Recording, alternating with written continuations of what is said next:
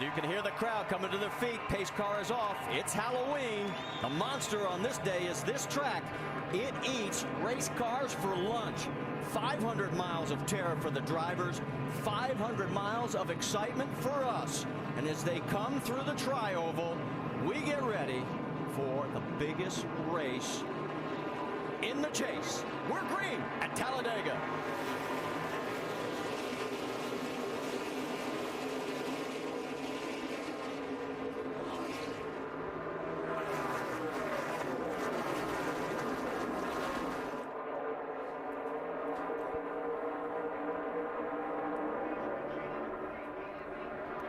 Coming out of 2, you notice Jamie McMurray pulled high and sort of to fall back. There you see him on the high side there. Got to think that's some kind of strategy on his part, Dale.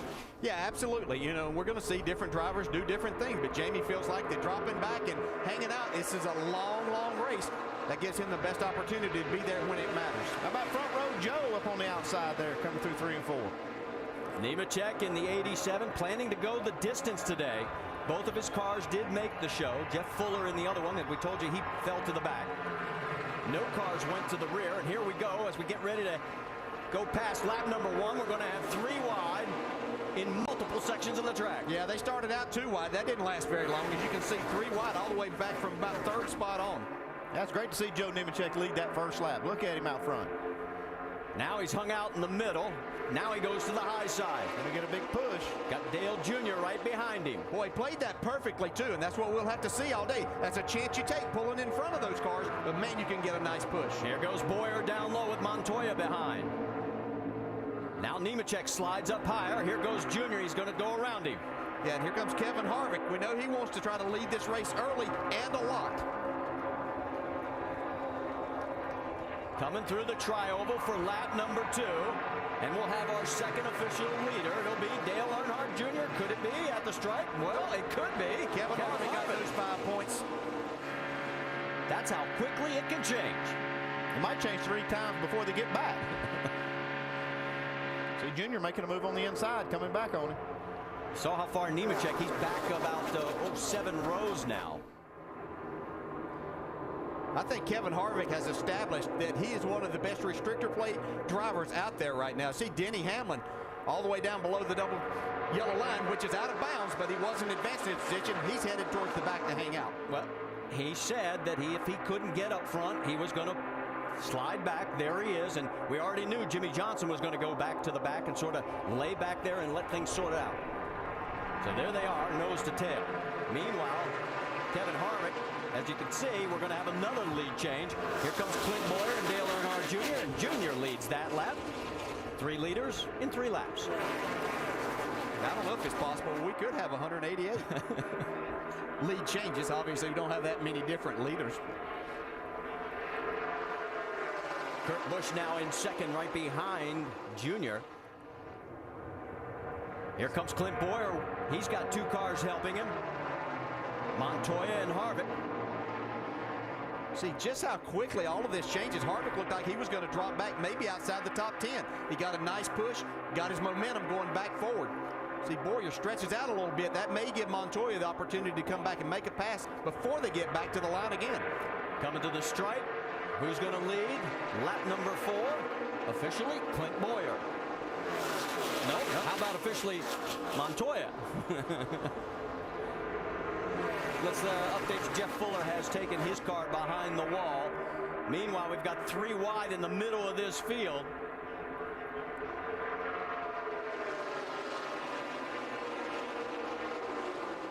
Bobby Labonte right there. And here comes Montoya. He's lost his drafting partner for the second. Oh, look at Harvick there. He almost got tagged. Yeah, you got to be careful. Casey Mears. Harvick had that moment of indecision, and that could have been very costly. We see a lot more give and take in those type situations right now. If we get down towards the end, literally in the last 20 laps, you'll see guys fill those holes much more quickly, and then that's whenever problems start to happen. Well, can we have our 5th different leader in 5 laps coming to the stripe? How about, yes, Casey Kane takes over the top spot. We told you this was going to be fun. Kane loses his drafting help as Junior goes right around him, and look at the fans on the backstretch. Junior Nation up on its feet again. Yeah, a lot of bump drafting right there. These guys have to be careful. See Montoya, I think he got kind of shoved out of the way right there. And he is going to lose quite a bit of ground. Pulls back into line. And still has to get back up to speed. When you crack the throttle here, it takes a long time to get back up. Vince, what's the story on the 42? Well, just as planned, he wanted to lead a lap, snap up those 5 bonus points, and then slip to the back where he finds it going to be a little less dangerous. So not a problem at all for the 42 of Montoya. Well, all these guys are running up front. We're really getting a sense of this two-car hookup. You see these two teammates, the 31 and 33. They've really locked in these last 3 quarters of a lap. You see just how much they gain by doing that. Well, and the two Dodgers are doing the same there. Look at Brad Keselowski with the help of Sam Hornish Jr. The key here is you got to stay really, really locked up. Even a foot between the cars can really raise the drag of the cars up enough that they won't really shoot forward like you see this. They have to be really touching each other. And Andy, people might say, well, then why don't they stay like that for a long period of time? But it can't do that. No, they can't. The engine will run hot. You can see that grill opening is just, you see Clint Boyer right there behind Jeff Burton, and that thing is just basically shut completely off. Jeff Burton gets credited with leading that lap. 6 different leaders now, 7 lead changes. See, now this is a really good strategy here. They'll swap positions and see if they can hook back up again, and that way they can cool their engines back, you know, to a normal range. Yeah, and here comes a guy. Robbie Gordon has started 42nd, I think, on the grid. He's trying to take the lead with Kevin Harvick's push. You're absolutely right. From 42nd in 7 laps, here he is moving to the front.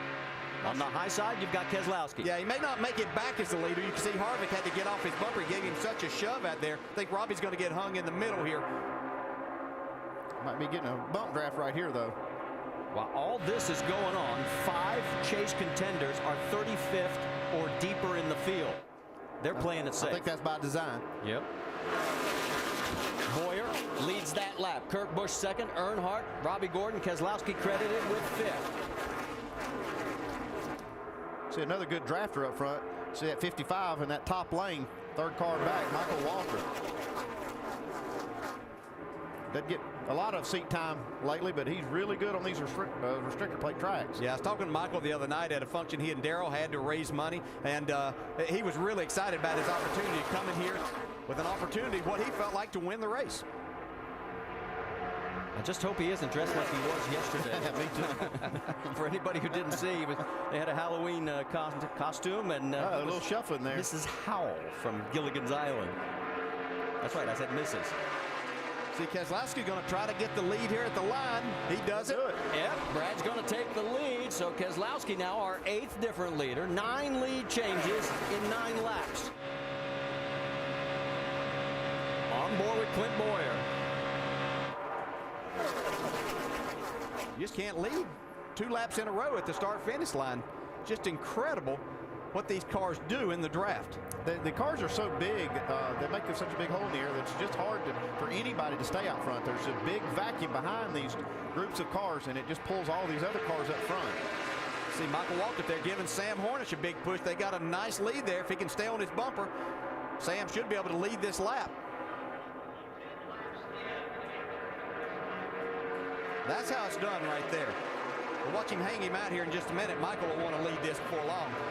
So Sam becomes our 9th different leader, our 10th lead change in 10 laps. There were 8 different leaders by lap 10 back in April. Sounds like we're on pace for another record day at Talladega. Make sure to go to Goodyear.com to check out Goodyear's Support Our Troops program. There you can send a thank you message from the NASCAR driver, enter for a chance to win a 2011 Ford Taurus, and other great prizes. Well, as we come back here to Talladega, we've completed 13 laps. We've had 10 different leaders and 11 lead changes. You're riding on board with Kevin Harvick. He's back to 23rd. Here's the reason why. I had to back up. I'm hot. I got too hot. Yeah, you can hear that's just what they're talking about when they put that grill right up on that bumper. They can't do it for long, Doc. They can, Andy. And Danny Lawrence, the engine builder, said in the old days you could go to almost 300 degrees or maybe well over 260. He said to now, he said when we get to 240, 245, we want our drivers to let us know we don't want it to go to 250. We want him to sneak the nose of the car out, which is exactly what Kevin did a moment ago. Getting hot, and I had to sneak a peek. For more, let's go to our Craftsman Tech Garage and Tim Brewer. Thanks, Doc. It's literally like sitting at home, folks. Try holding your breath for a minute. Doesn't work too well. What these guys have to do when they're nose to tail is literally have the car move over to the right, move over to the left, because what we're trying to do is get a little bit more air in there. I can only hold my breath for about 50 seconds. DJ, you might be a little bit better than that, but hey, it's all about keeping the air to the nose and making sure the engine stays cool all day long. Guys? I couldn't much either, Tim. That's why I hung out a lot and waited till I could hold my breath, which that's the end. These guys are incredible. See these two cars get hooked up and just how fast they can go. See Jeff Burton pushing Matt Kenseth now. They came from nowhere past these guys, and now they've got a 15-car length lead.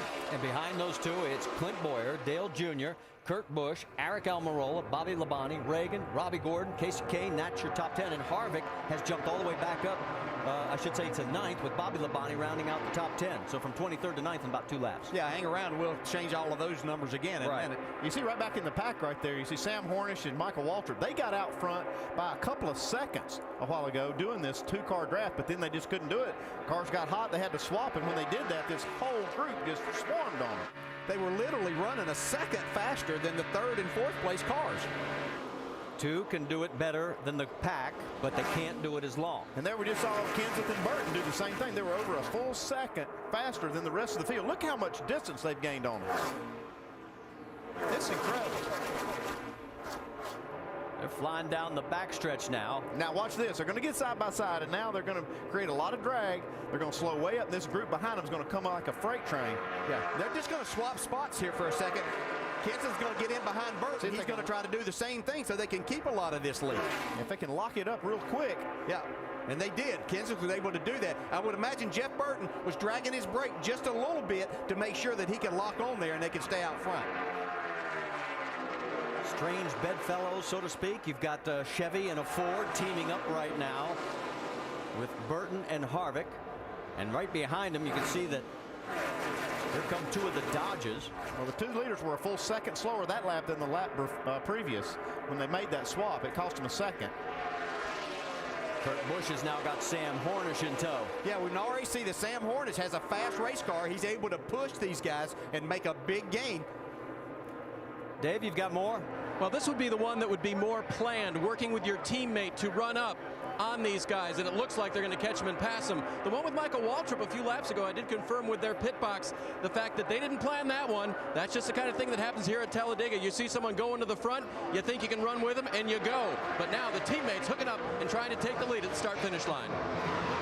Here they come. It'll still be Burton leading this lap. Kenseth, Busch, and Hornish rounding out top 4. Yeah, and you can see what happened right here is they got closer to those 2 cars. Well, Kurt Busch was able to get a draft that pulled him closer. Hornish couldn't stay on his bumper, so they weren't able to complete that pass. And it's going to basically crush both of them. Just watching these lap times from Kurt Busch and Sam Hornish, over 200 miles an hour last lap average. Sam is about to be swallowed up by the pack coming up behind him. That's lap traffic that they're getting ready to pass there, the 34 of Robert Richardson. Yeah, and you can see without any help, Kurt Busch has fallen off and lost the 2 leaders. And there's Sam way down on the low side of the track, and he has been freight trained by about 10 cars, and he finally tucks back in.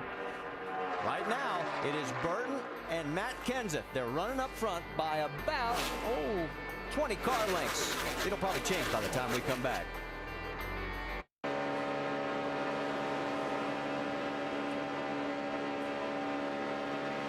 Chevrolet wants you and 3 of your friends to meet Kevin Harvick and Miss Sprint Cup at the NASCAR Sprint Cup Awards ceremony in Las Vegas. You could also win 2 all-new Chevrolet Cruze LTZs to go along with your trip.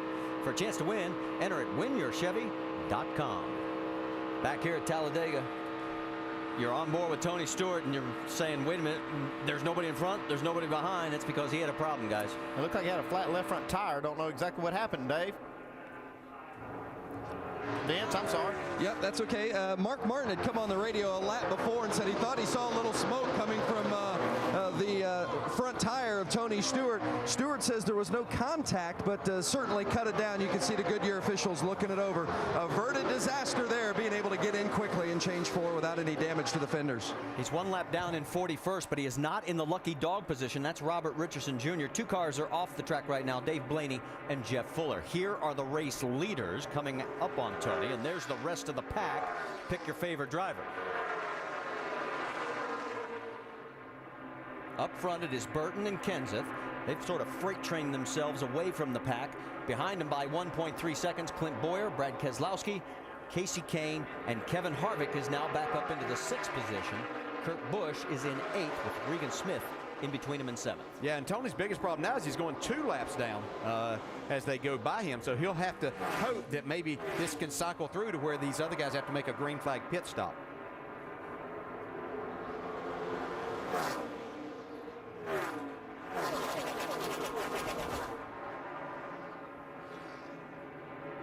You can see Tony still on the low side of the track, and these two up front will change positions again to give the 17 a chance to cool his radiator. Yeah, they're being masterful at this. They're keeping about a 2-second lead here, which is incredible that they're working this well together. But they lead about 2 laps each, and then they switch so that they don't hurt their engines. Meanwhile, while all this is going on, how about where Denny Hamlin is? He's 33rd right now on the racetrack, and his teammate Kyle Busch is 36th. Here was the conversation on the radio. I was just seeing what my car was doing there. Simple. Wasn't sure if you wanted to go up there and play because it kind of calmed down a little. I'd just like to lead a lap. You know, I was waiting on the tires to wear off a little bit so it's not so crazy, and then I was going to try to lead a lap. Yeah. I don't know if you want to do that, though, because the more tires wear off, the less you can push, you know? Right. We'll just see what happens later on. I mean, we don't have to get it right away, but maybe after a pit stop or something, we get out front.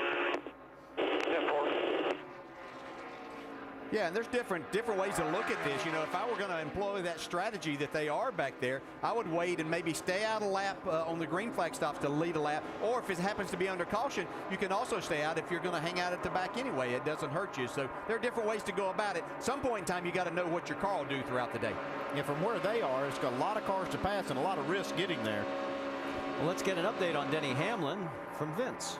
Well, and maybe DJ can comment on this afterwards, but I think it really takes a lot of discipline to ride comfortably back there and to not want to go play, as you heard the guys talk about, because Denny came on the radio with Mike Ford a little bit ago, Mike Ford being his crew chief, of course, and Denny sounded like he wanted to go run a little bit. Mike, pulled the reins on him, tugged on the reins a little bit, and they decided, no, we'll stay back here toward the back. But I think he wouldn't mind going up and seeing what he's got, maybe have a little fun up toward the front. Yeah, you're right, Vince. It is a long day. It makes it very difficult to sit back there and do that, especially when you know you have a good car, but you have to stick with your plan. Again, this is not about winning today's race until it gets down at the end. It's about surviving this and keeping yourself in a championship battle. They've got 3 other races to go try to win. And obviously if they get in position late in this, they'll do exactly that, but you have to get to that point. You saw Jeff Burton and Matt Kenseth swap positions again. Remember, these two used to be teammates at Roush Racing. In fact, they had a total of 169 races, and 19 of those as teammates on the restrictor plate tracks. They're doing a great job of working together. They kind of got this whole system figured out as to where's the best place for them to pass each other back to get the other one out front. But you can see the pack led by Brad Keselowski is coming at them fast right now on the high side. As the pack comes through, let's check in on Jimmy Johnson and one of his teammates. He's actually Jeff Gordon. The second pack have lost a lot of ground to that first pack. You see Mark Martin leading that charge with A.J. Allmendinger, then Gordon, Johnson, McMurray, Edwards. Montoya's back in this group. And all of a sudden, look what's happened up front. Brad Keselowski and the 83 of Kasey Kahne, they ran down the top 2 because they sort of had trouble staying locked up. Well, yeah, and eventually you're just going to have to cool a little bit longer than what they were because you're going to mess up the engine if you're not careful. So they know whenever they need to employ that strategy, they can do it again, and they'll find each other to try to work with each other. Burton led 8 laps. Kenseth led 7. We have had 11 different leaders and 18 lead changes. Here comes Brad Keselowski as he's going to lead another lap. Meanwhile, we were getting ready to give you an update on Jimmie Johnson. Let's do it now, Dave Burns. Well, and Marty, he is, I believe, 4th in that line of cars right now. And they talked about getting out and moving to the front and making something happen. And Jimmie was afraid it just wouldn't last long enough. He felt like if he got out there, even with Jeff Gordon, his teammate, or Mark Martin, that it wouldn't last long enough to get him up toward the group. Chad keeps reminding him, you're doing what we need you to do, and you are catching the main pack, although it's kind of hard to see with the naked eye down here. Yeah, if you look at the monitor, Dave, they've gained a second or so on this pack by running that, how they're running. So for long, it looks like they're going to be up there. Behind Keselowski, it's Kane, Harvick, Kurt Busch, Elliott Sadler now in the top 5, and David Gilliland up to 6. There's your top 5 after 30 of 188 laps at the AMP Energy Juice 500 at Talladega. Caution free so far in the AMP Energy Juice 500 at Talladega Superspeedway. Riding on board with Dale Earnhardt Jr. for the moment. Time for the AT&T Fastest Pit Crew of the Year award. Currently in the lead, Jeff Gordon's team, but you can help determine the standings. Vote from your AT&T phone by texting the car number of your selected crew to 2258 for the pit crew you think's the fastest and most valuable. From the pit studio with Rusty Ray and Brad getting ready in just another lap or so for green flag pit stops. We talked about it on Countdown, what to watch for when they come to pit road en masse. Well, Alan, it's going to get crowded. They're going to probably come in 3 different waves, 2 big packs and 1 small pack. They're going to have to be careful getting on, not to bump into one another, damage aerodynamically, and do not make a mistake on pit road. If you lose that draft, you're going to go a lap down. And the most important thing, Ray, for me as a driver, I had to get this car to the bottom of the racetrack. I've got the hand signals going on right now. I'm telling everybody behind me, I'm getting ready to pit. I do not want to get hung on the outside where I can't get down. And when I get down, I got to remember, I'm coming from 195 miles per hour, and I got to slow this baby down to 55 miles per hour. So, Brad, it's a big slowdown for me. Yeah. The thing for me is, we've got 5 of our chasers just kind of hanging out in the back. Are they going to maintain that position, come in, get nice, smooth pit stops, go back out, and continue to stay back there as they knock off laps throughout the day?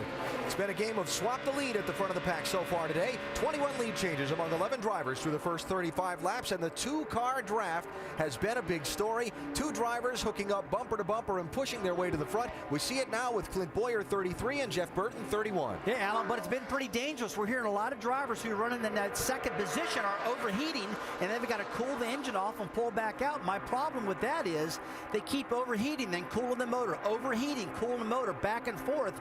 And I got to believe if this continues, it could start hurting engines and hurting performance in those cars. We'll keep an eye on that as the day unfolds. Burton abandons that 2-car draft. There he comes. There you go. That was his spotter, Mike Dillon, telling Clint Boyer to come on, get up there, get after it. The train's coming. So Clint Boyer leads that lap at the start-finish line, and that would be the second time today that Boyer has paced a circuit out in front.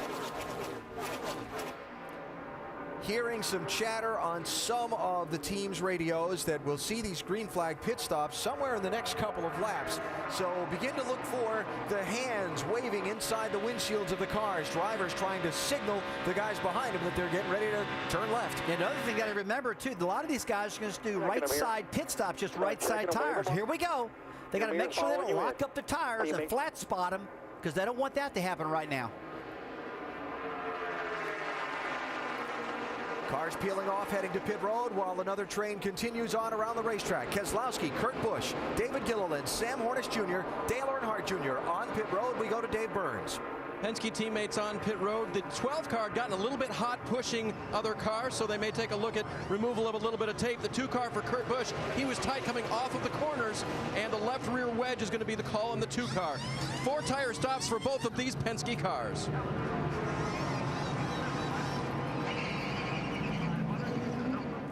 Don't speed, don't get busted and have to make that pass-through penalty, and now we'll see when the next wave begins to slow down. Hearing the leader, Clint Boyer, is going to be heading toward pit road shortly.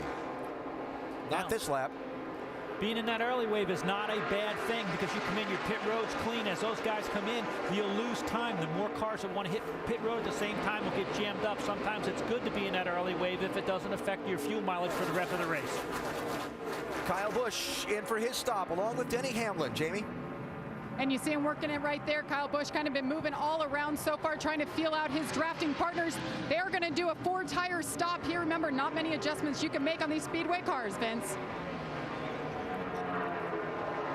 There will be no adjustments on the 11 of Denny Hamlin, just 4 tires and fuel. Mike Ford reminded him 4,400 RPM down the pit lane. Do not get a speeding penalty. Good entry into the box. Stalled it a little bit coming out, so a little bit slow on the exit for the 11 of Denny Hamlin. More drama going on. Clint Boyer's team called him in a lap ago to pit road. He's on the radio saying, Mike, can you hear me? We're talking about Dylan, his spotter. So this is the second lap in a row Boyer's driven past pit road when they've called him in. Jamie? And Jeff Gordon in the 24 there. His goal was to run where the action is. Did not want to hang back, but that has not been the case so far. Steve Letarte making the call saying, wait, right sides only, Dave. And the reigning champion, Jimmie Johnson, will get a track bar adjustment for that race car. 4 tires for, no, it's going to be only 2. And now they've got a problem. They decide they need to get it full of fuel. They weren't there yet. Jimmie took off. Now he leaves, hopefully full of fuel. All right, let's see. Clint Bowyer looks like he's gotten the message this time and is hitting the brakes to head to pit road as the cycle of stops continue. I'll tell you, no communication at Talladega is a bad thing. That was a scary moment right there for that team. Lap led for Kevin Harvick in the exchange of pit stops. Jamie? Alan, the reason why the 33 didn't know he was supposed to pit, there was a hung radio. Somebody had it clicked open. He could not communicate with his team. They got it right on the 3rd try. 4 tires for Clint Bowyer, Doc. Jeff Burton, 4 tires. Said, look at the back of the hood, guys. It's pumping up a little bit in the draft. They look at the hood, 4 tires, and Bowyer will beat him out as they head down pit road. Vince. The 98 of Paul Menard, it's a 4-tire change. He said he likes the way the car is running in the high lane. Really comfortable with the car at this point. Very stable. No changes for Paul Menard. So yet to pit Kevin Harvick, who is the race leader, and that'll be Harvick leading this group in the charge down pit road. Matt Kenseth, look out. Whoa, man. Wow, that was close. Woo! Didn't see him with all that camouflage. There you go. Go ahead, Jamie. And Matt Kenseth saying he needs a little more speed. The goal was to stay with the 31. They're going to fill it up with Sunoco fuel, and it is going to be a 4-tire stop for the 17, Doc. 4 tires, chassis adjustment, and Kevin Harvick said, you've got to take some tape off the grill. The temperature is 240 and not going down, even outside the draft. He's down and away. There's something to keep an eye on for Kevin Harvick. And once they get those engines that hot, Alan, it's hard to cool them down. All right, so the cycle of pit stops continues for the moment. The guys just coming off pit road have to get back up to speed, which takes a couple laps to get full song up to speed. Well, I was really wondering how long these guys could go on fuel. Looks like Kevin Harvick went 39 laps. This guy's been out here for quite a long time. I have to figure the fuel burn on that, what they're getting for miles per gallon. That'd be pretty interesting to find that number. Yeah, it was interesting listening to Jeff Gordon earlier talking about wanting to be amongst the action, but he's not been able to get up mixed up with the guys. He's really was in the back earlier, just kind of riding. So it's interesting how these strategies play out through the day, how close you can hit on your strategy, and what you have to do to adjust when you can't be right in the middle of what you want to be doing. So as the pack has broken apart through the series of green flag pit stops, you see David Ruderman in the 00 and Marcus Ambrose in the 47. They are the leaders in that 2-car pack, but now the rest of the field beginning to kind of close back in as the draft reforms. You got to be thinking, if I was Denny Hamlin, man, I want to get some points. And if I'm thinking Kevin Harvick, I got some points. I mean, these guys that have not led a lap yet, Denny Hamlin, Jimmie Johnson, you got to be getting a little bit antsy, Brad, wanting to get up there and lead at least a lap before they go back highs again. Especially Denny Hamlin, who's been in the back most of the day, just riding around. He and Kyle Busch hooked up earlier in the day. They both were super fast, but he just maintained that 20th to 25th position. You would think he'd want to be up there getting those bonus points. So after the cycle of pit stops, you have Denny Hamlin showing back in 19th position. Jimmie Johnson showing, where is he? He's just a little bit farther behind. Jimmie Johnson back in 17th, just moved to 16th. And Kevin Harvick being swallowed up by the pack coming off of pit road. Harvick now being shown in 20th position as, again, the pack reforms after the green flag pit stops. So we're caution-free, 25 lead changes, 13 leaders. The first round of pit stops complete. It's been pretty wild so far at Talladega, and a lot still to come. the 83rd time we've been racing at Talladega Superspeedway, and it has not let us down, as the two-car freight trains that we have seen have been better than the multi-car efforts. But don't try this, not even on Halloween, on your freeway at home. I don't think the local constabulary would approve, especially if you're trying to do it at 200 miles an hour. As you see, the pack has reformed after the first round. A green flag stops. Up front is David Rudiman, followed by Marcus Ambrose. There's Mark Martin down low with the 88 of Dale Earnhardt Jr. now pushing him. And a little bit further back, there's also Denny Hamlin in that inside lane. Now, notice the 39 of Ryan Newman. He is one lap down. First car a lap down, 36. What's going on with the 39, Jamie Little? Well, I'll tell you, Marty, it started actually when his teammate Tony Stewart had that flat and had to pit. All of a sudden, Newman said, I don't know what's going on. I have not lifted once today. My car won't go anywhere. At least he's in a pack now. He's been running most of this race way in the back all by himself, and he did get swallowed up, went a lap down, but the car just down on power, Marty. Look out on that inside line. A lot of bumping and banging going on. Everybody managed to hold on to it. It was getting real dicey right around the 77 of Sam Hornish and the 33 of Clint Boyer. Yeah, look at Denny Hamlin push Jamie McMurray. We know how good Jamie's been at these, but Denny Hamlin's been probably the best pusher of anybody. He wants to lead and get those 5 bonus points. Remember, he was hanging out in the back not long ago. And so was Mark Martin. He was in that second pack as well. Hamlin goes around. Here comes the 77 with him, as well as Boyer and Burton. It's still the high line that's got the lead right now, as Mark Martin, can he hold on to it as they come through the corner? Well, Sam Hornish Jr., you see pushing Denny Hamlin. He's done a good job of that today, pushing a lot of cars to the lead. Let's see if he can push Hamlin up there. He's going to get him here by the time they get to the line. Whoa. If they don't wreck first. Man. You got to hang on, but Denny Hamlin's going to get 5 points. So Denny Hamlin does get credited for leading lap number 4. You led that one. You and him are clear. All clear by 5. 15 leaders now, 27 lead changes. He is the 5th chase contender to lead a lap today. Hey, Sam Hornish Jr. really doing a good job on that 2-car hookup. Yeah, these Dodges seem to really have a lot of power here today, and that's going to really be in their favor when it comes down time to win this race. In case those letters weren't close enough, that was Charger. See, now they've already pulled out from this group. And as we mentioned earlier, the 2-car effort aerodynamically is better than the multi-car behind them, and here they go. See Hornish pull out now. He's going to have to cool his engine down just a little bit, or the water in there. See, Hamlin will try to get back on his bumper and see if they can stay out there. That's where Denny Hamlin would love to be, out in front of this whole group. And how hard is that to do? Because you can't afford to break the throttle open, right? Yeah, but you got to break. You got to let that guy get back to you. So you've got to do something, either drag the brake, and that's what allows the rest of these guys to catch you then. But can't stay there for long. But Denny's good at it. He'll push Sam back to the front here. On the high side, it's Mark Martin getting the push from Clint Boyer with Jeff Burton right behind him.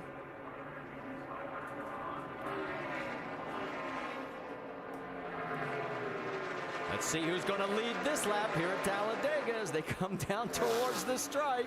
That guy's going to be holding that blue passing flag all day long up there in the stand. Mark Martin gets credited now as 28 lead changes among 15 different leaders. In fact, let's get an update on the 5, Dave. Well, Mark has kept it no secret, Marty, that he is not a fan of pushing or of being pushed. So I asked crew chief Alan Gustafson, well, when did he come on board with this? Because he seems to have done it well. He was 5th here in April. He said when they did the test this spring for the spoilers on the cars and the gear ratios, he said Mark worked with Jeff Gordon during that day. And that day was when Mark said, you know what? I can do this now. I feel comfortable doing this. And Alan said part of it is just other people knowing you're willing to do it. And now that people know that, Mark is out front, and I think he's a more potential winner here at Talladega. He's got his hands full right now with David Rudiman pushing the 11 of Denny Hamlin to the forefront. You noticed the 14 getting another lap down. Tony Stewart now 2 laps off the pace. You know, speaking of Mark Martin, yesterday I was talking to him. He said, we've got to come up with a different terminology for teammates. He says, we are not teammates when we're out on that track. I guarantee you, if we're going for the stripe, I want to win, and so do they. Well, that's what makes it challenging to know that. See Dale Jr. go back to the front here. But yeah, I mean, they work for the same organization, but when you're out there, yeah, it's about you and your race team. that you're trying to make the most for. Look at the way they are slicing back in the middle of this pack. That was Mark diving down low. There's one car really slow in the middle right there. I can't quite make out who it is from this aerial view. But up front, looks like Dale Earnhardt Jr. could be leading another lap. Kurt Busch, Joey Logano now has moved into third. Jeff Burton, Marcos Ambrose rounds out your top 5. So there's Dale Earnhardt Jr. That's right, he led 90 laps last week at Martinsville, and he's up front here at Talladega.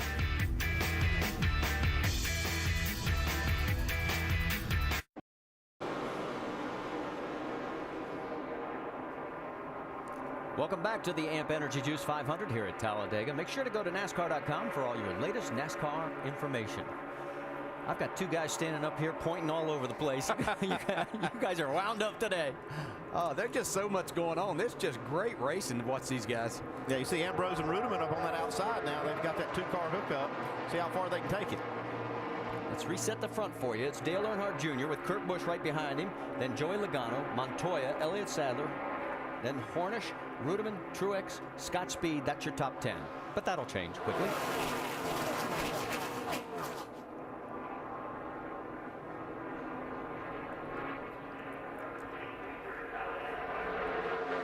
As they come by the stripe one more time, Dale Earnhardt Jr. is now going to be the leader in the clubhouse with laps led. We've had 15 different leaders and 30 lead changes, and Dale Jr. is who we're focusing on in our Gillette Pro Glide profile. You can see his starts here at Talladega with the 5 wins, and who knows, maybe today could be number 6 and end that streak. You got that in just in time because Ambrose is going to the front with this big push.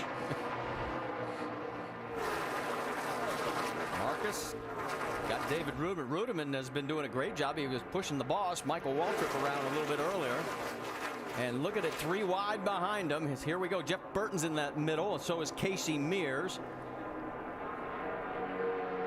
And the 31 of Jeff Burton sort of sliding back along with the 17. Let's get an update on the 31, Doc. Yeah, Marty, Jeff says I've lost some speed in the car, and I'm not sure why, but he told Todd Berrier he thinks when they were bump drafting the 17 car of Kenseth that he may have bent the hood, the back of the hood, right where it goes into the cowl. And that's a very important part here to get airflow in terms of horsepower. And Jeff said for whatever reason, we've lost speed, and I can't get it back right now. We're going to look when we get on pit road again at the very back of the hood. You see a lot of movement. Marcus Ambrose is falling back like a rock right now. That was Marcus's view, and you could see everybody going by him there. The 09 on the high side is Bobby Labonte. Brad Keselowski pulls right in front of him. A little bit further forward, you see the 6 of David Ragan. Ragan's one of those guys that just lost contact with the pack. He is the first car 1 lap down, shown in 33rd. Newman 1 lap down in 34th. Yeah, you see Kyle Busch there in the 18 who was hanging out in the back in that before those round of pit stops. He's going to try to push David Ragan up there, and he's going to try to take the lead himself. Ragan been running good, but he had some problems on pit road. In all that exchange anyway, he ended up losing the draft in a lap down, but has a pretty fast car. See, Kyle lost contact with him there for just a second. Here comes Burton pushing Casey Mears. And when you're in the middle and you lose that contact, you can see the end result. Everybody waves to you as they go by. Now he's hooked back up with Ragan. Still in the middle, though.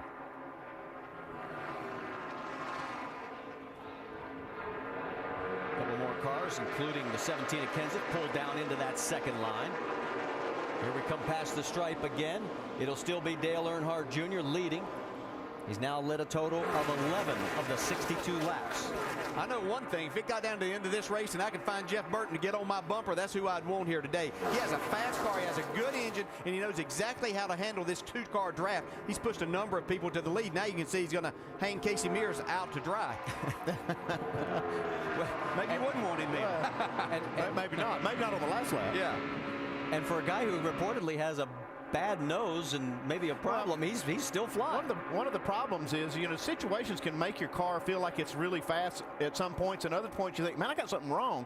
And right now you see he's leading the race, but he's still probably sensing something in his car. Yeah, and exactly, you can see as he gets out front, he can't go. As long as he's pushing, that air's not on that hood, so it's not a big deal. They're 5 wide right now. Look out, you got because 5 in line behind you now. 5 in line behind you. You're still pushing 4 wide.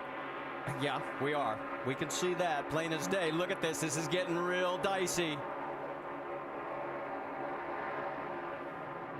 Somehow they all managed to survive. We went from 4 wide. Now we're just back to 3. Yeah, it's calmed down a lot now. My hands are sweating. I know that.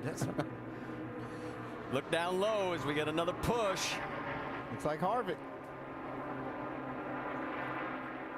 David Rudiman right behind him there, giving him the nudge. Those are 2 slower cars. It looks like A.J. Allmendinger is, yes, he's going to go a lap down. Well, that's the problem. You know, when you make those green flag stops, if you lose that draft by just a little bit, you lose a couple to 3 seconds a lap, and then before you know it, they're swallowing you up. Remember, Robbie Gordon was up front at the beginning of the race. He just went a lap down as well with A.J. Allmendinger. So right now, 30 cars on the lead lap here at the AMP Energy Juice 500 at Talladega. The Toyota Fuel Mileage Minute with NASCAR Sprint Cup crew chief Greg Zipadelli. Brought to you by Toyota Trucks.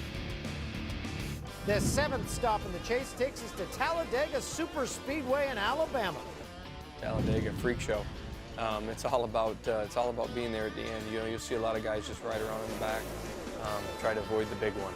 Boogity, boogity, boogity! Let's go racing Talladega style, boys! Well, it's the only racetrack in the chase that you go to the restrictor plate, so it's all about drafting. It's all about having a friend. Well, if you survive, you know, it'll come down to fuel mileage. The last stop at Talladega usually is right size or gas and go. Well, we'll just come down pit road, spend as little time as we have to, top the fuel cell off and push them out of there.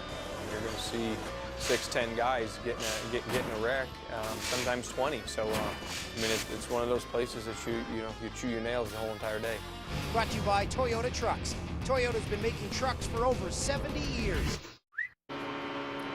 Let's check the motorsports calendar because NHRA action from Las Vegas tonight at 9 Eastern on ESPN. And then NASCAR Now tonight at 11:30 on ESPN2. And, of course, the roundtable tomorrow at 5 Eastern also on ESPN2. And then Nationwide Series action at Texas, noon Saturday on ESPN2.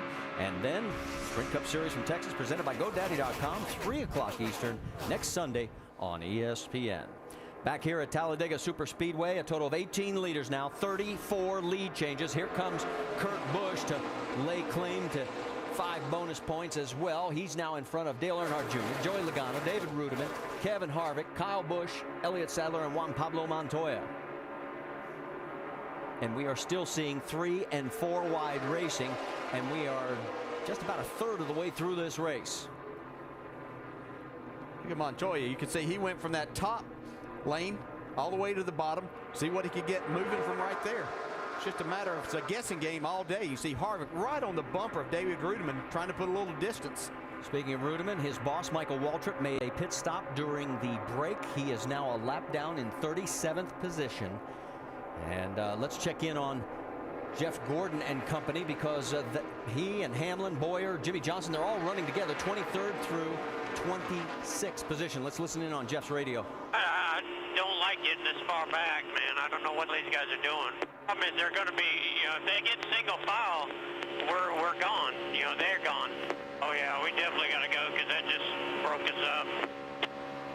What do you think? Nah, they're still okay. As long as they have 3 fast race cars there together, those guys up front getting single file is not going to happen, Jeff. I can tell you. There's way too much racing going on up there. So you're okay right where they're at. We saw a group earlier get back 12 seconds and were able to run them down.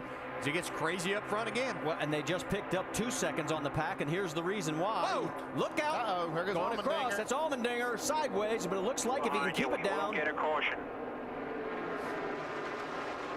Again, he's off the wall, and the first caution of the race is out. Got crammed from behind by somebody. Yeah, he got help. So A.J. Allmendinger, who freely admitted yesterday all the news going on about RPM racing has his stomach in knots, let alone having to race this place. Yeah, you don't need that. It looked like Casey Kane got sideways, and A.J. kind of checked up, and the car behind him didn't. All right, let's go back and take another look at it, see what happened. Yeah, it's getting kind of crazy up front. You see all these leaders spreading out. Well, the 2 Red Bull cars got together. Scott Speed got him and AJ. Looked like it might have been Keselowski that got into the back of AJ.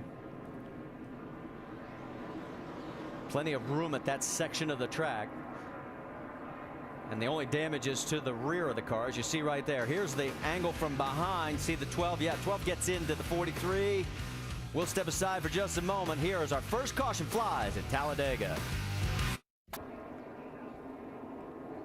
And we're back just in time. As you can see, everybody's heading down pit road except for Kevin Harvick. Well, more on that. Here's Jamie. And Kyle Busch says 4 tires all day long. Track position doesn't matter. The car is so good. He's having so much fun out there. Last night's winner. 4 tires, Dave. Junior was running up front, but the cowl flap on the right side is up in the air. Very obvious. And Junior said, you're going to need to snip that off and then get hammered back down. 4 tires of fuel otherwise, Vince.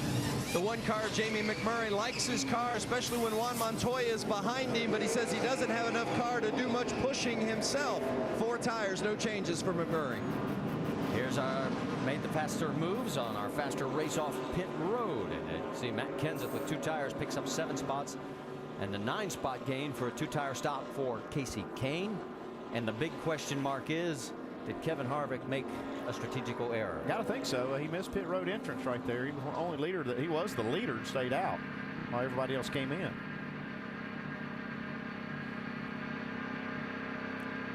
While we've got a moment, let's get you the Aaron's lucky dog. It will be Robbie Gordon, as he will now come back on the lead lap, giving us 30 cars on the lead lap here at Talladega.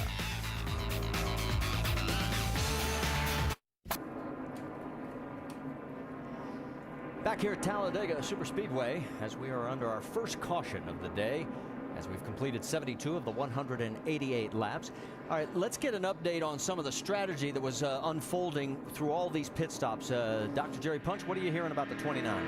Well, it was a strategy move by Kevin Harvick. They decided to stay on the racetrack and lead more laps. It's all about the bonus points, but also the fact that they could keep someone they're chasing in the point standings from leading a lap by staying on the racetrack. So Kevin Harvick decided to stay out, led 2 more laps, and then came in and pitted a moment ago.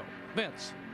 Well, one of the decisions made by the 11 team as to why they did not come with everyone else and stayed out and then came in later is just the fact that they wanted a clean pit road. Didn't want to take any chances of getting dinged up on pit road. They know they got plenty of race left and plenty of car to get to where they need to be. Marty? Hamlin restart 26th, and Harvick in 23rd. Green flag flies. Up front it is Kenseth, Kyle Busch, McMurray, Reutemann, Logano, and Kahne.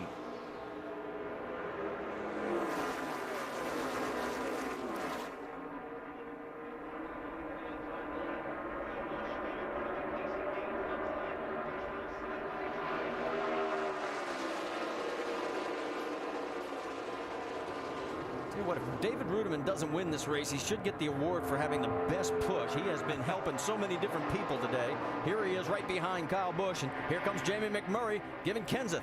I was going to ask you, Andy, in 2-car breakaway, who has the advantage there? I don't know. We'll see. I guess the one going the shortest route is the way it looks right now. Joey Logano's looking back and saying, whoops, why can't I get into this? Looks like McMurray bailed out on his little deal he had. Yeah, left Kenseth hanging, so Kyle Busch is going to lead the race. Yeah, but he's getting ready to get run over almost here. Yeah, Kasey Kahne was coming fast. 3 wide again as they head down into 1. You can see a little bit further back, Kurt Busch was down in that mix. Now we're going to drive 3 wide through 2. We're going to try and make it 4, guys. We've done that once today. Calmer heads prevail. We just keep it at 3. They fly down the backstretch. We can tell you there were 3 wave arounds. Michael Waltrip, Tony Stewart, Chad McCumbee. Waltrip and McCumbee get back on the lead lap. Tony Stewart is still 2 laps down. Yeah, that flat tire early in the race really going to hurt Tony's chances. He's going to need a few more cautions to happen to make some things go his way and get him back in this race. Sam Hornish gets left in the middle. Yeah, I'm watching Kevin Harvick right there. You know, he made that late pit stop, came out behind all these leaders, and he's really making his way to the front quickly.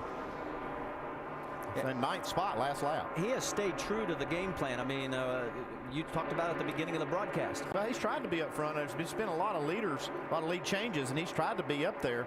But he's not able to do that on a consistent basis. We'll see if he can get back up front now. Yeah, and I think in Kevin's position, he wanted to apply some pressure to these guys. I think we all said, you know, good chance he could come out of here as the point leaders. We see Reutemann go to the front now. He had to get a little cool, fresh air to his radiator. And just to let you know, Jimmy Johnson is 28th right now, and Denny Hamlin is in 32nd position. Meanwhile, the fun is up front as here we go again as Kenseth and McMurray are nose to tail. Talk about two unlikely teammates hooking up right here. Is this David Rudiman and Kyle Busch? Weren't they like at each other not too many races ago? I think it was Kansas. Now they're all buddy-buddy. Well, at least for the moment. Yeah, what can you do for me right now? Well, remember, Kyle Busch was in second place in the truck race yesterday. If you saw that, he was pushing Eric Almirola and then went right past him at the closest finish in Truck Series history to win that race. Yeah, he went by him sideways. Did an incredible job, Kyle Busch, did winning that race. He's starting to catch on how to drive these things. Right now, these two. Whoops. Look out, fellas. See, Martin Truex really wanting to, thought he had a run on Kasey Kahne, but Kasey shut the door. A little more movement further back. Here comes Truex, giving Kahne a really good, strong push. The first two still out in front by about 0.8 of a second, Rudiman and Kyle Busch. On the high side, that's Juan Pablo Montoya. Now you see that's working for Martin Truex, pushing Kasey Kahne. Starting to gain a little ground on those front two. Clint Boyer pulls down to the low side. Robbie Gordon goes with him, but he's not close enough. Regan Smith right behind Robbie. Truex really giving the 83 a push. It's our pole sitter, Montoya. He's looking for somebody to give him a little bit of a shove. He's pulled away. Might not need it. Yeah, he's pulled away from the 17, and now he's hooked up with Rudiman. Here comes Kahne to the inside, though. Didn't get the lead that lap. Nope. Kyle Busch is credited with the lead. He is a 40th lead change. 18 different drivers have led this race today. Here we go again. 4 wide. Hang on. Sorts back out to 3 wide. And now they're still trying to make it 4 in the middle of the pack. Oh, there you could see that Martin Truex is really wanting to go. I think he really just needed to get the temperature back down. He was hoping somebody might come with him, but they hung with Kasey Kahne. Well, the guys that'll come with him are coming up from behind. They may pass him because he is dead in the middle of the track right now. Well, he's found his teammate, David Rudiman. Right now, Rudiman just getting right up to his bumper. Got to work that middle now.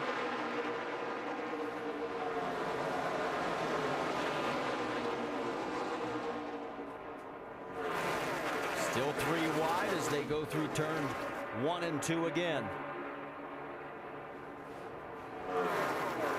Back in the 21st position, Jeff Burton. There we see him. What's the latest you're hearing, Doc? Well, Marty, he got some repairs and got a big break in that previous caution in the pit stop. They came in the first time and they put 4 tires on it and 2 pop rivets at the back of the hood to hold the hood down. He left pit road and said, I got a bad vibration on 2 tires. They came back down pit road, changed 4 more tires, and added another pop rivet to the back of the hood. Note the vibration is gone, but the car still isn't running the way it was at the beginning of the race. Some nose damage up front on his Chevy. Thanks for the update, Doc. And as we said, he is right now back at 16th position. He's picked up a few more spots. Meanwhile, up front, you can see what's going on there. And look who has gotten into the mix. Dale Earnhardt Jr. and Kevin Harvick back to the front. They have picked up 25 and 22nd places, respectively, since the restart. Yeah, sure have. And I can tell you, I question Kevin Harvick's strategy of going, waiting, leading those laps and putting himself back in position. But he knows how capable he and his car are of going to the front. See a little bump draft in there. Teammates Jamie McMurray trying to give Montoya a little bit of a shove. Gonna have to be careful how far he shoves him because Regan Smith's right in front of Montoya. If you think about Harvick's strategy staying out right there, you'd think he might be able to lead more laps by pitting with the leaders and getting back out with the lead. But by staying out, he kept Jimmy Johnson from staying out and leading the lap. So still, to this point of the race, Jimmy Johnson has not led a lap. Well, Sprint brings you an inside look at the chase for the NASCAR Sprint Cup on the Now Network. And our top speed, 205 miles an hour by Regan Smith. And the fastest lap of the race so far, 47.57 seconds by our pole sitter, Juan Pablo Montoya. For more NASCAR stats, in-car audio, and live race radio, check out NASCAR Sprint Cup Mobile at sprint.com/speed. And speaking of speed, we have plenty of it here at Talladega. Oh, here we go. 4 wide again as they head for the corner. There's teammates working together. Jamie McMurray pushing Montoya back to the front of this. So Montoya is out front of Jamie McMurray, Truex, Earnhardt Jr., and Hornish. That's your top 5 here at Talladega.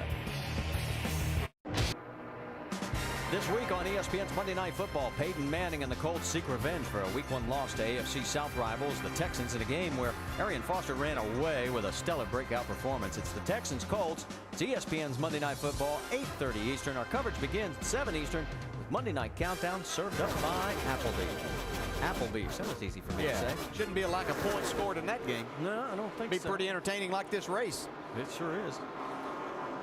Juan Pablo Montoya is up front right now with Jamie McMurray, Kevin Harvick, Clint Boyer, Casey Kane. That's your top 5. We've had 45 lead changes between 18 different drivers. In fact, the most laps led is 12 by Dale Earnhardt Jr. out of the 86. But there is a development further back in this field. Denny Hamlin has lost contact with the pack. There he is. He is a full 25 seconds behind. What's going on, Vince? They're not worrying down here. He just simply lost the draft, and Denny Hamlin and crew chief Mike Ford have been discussing their situation. Going to try to get up and get with somebody. They know there's a lot of race left. They know they've got a good race car, so no problems in their mind, but certainly it looks dramatic. Jamie? And Kyle Busch, Denny's teammate, came on the radio and said, guys, what's happening with Denny? Do I need to drop back and wait for him to help him move forward? Dave Rogers' crew chief said, theoretically, I should say yes, but I would hate to see both of us lose this race. Well, he is half a track behind. I mean, Denny right now is in the tri-oval. These guys are in the middle of the backstretch. That gives you an idea of what is going on right now. Yeah, and he's losing 3 seconds a lap. So, they might be saying that they're not too concerned, but they have to be concerned right at this moment, especially as we've seen, only one caution to this point. There you see Kyle Busch.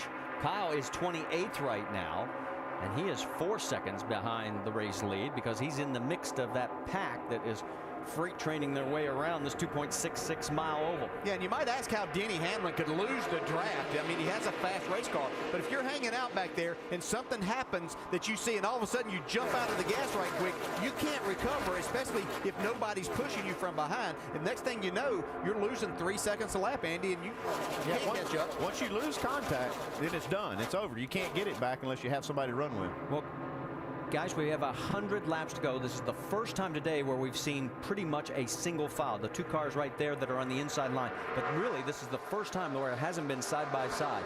There you see Michael Waltrip.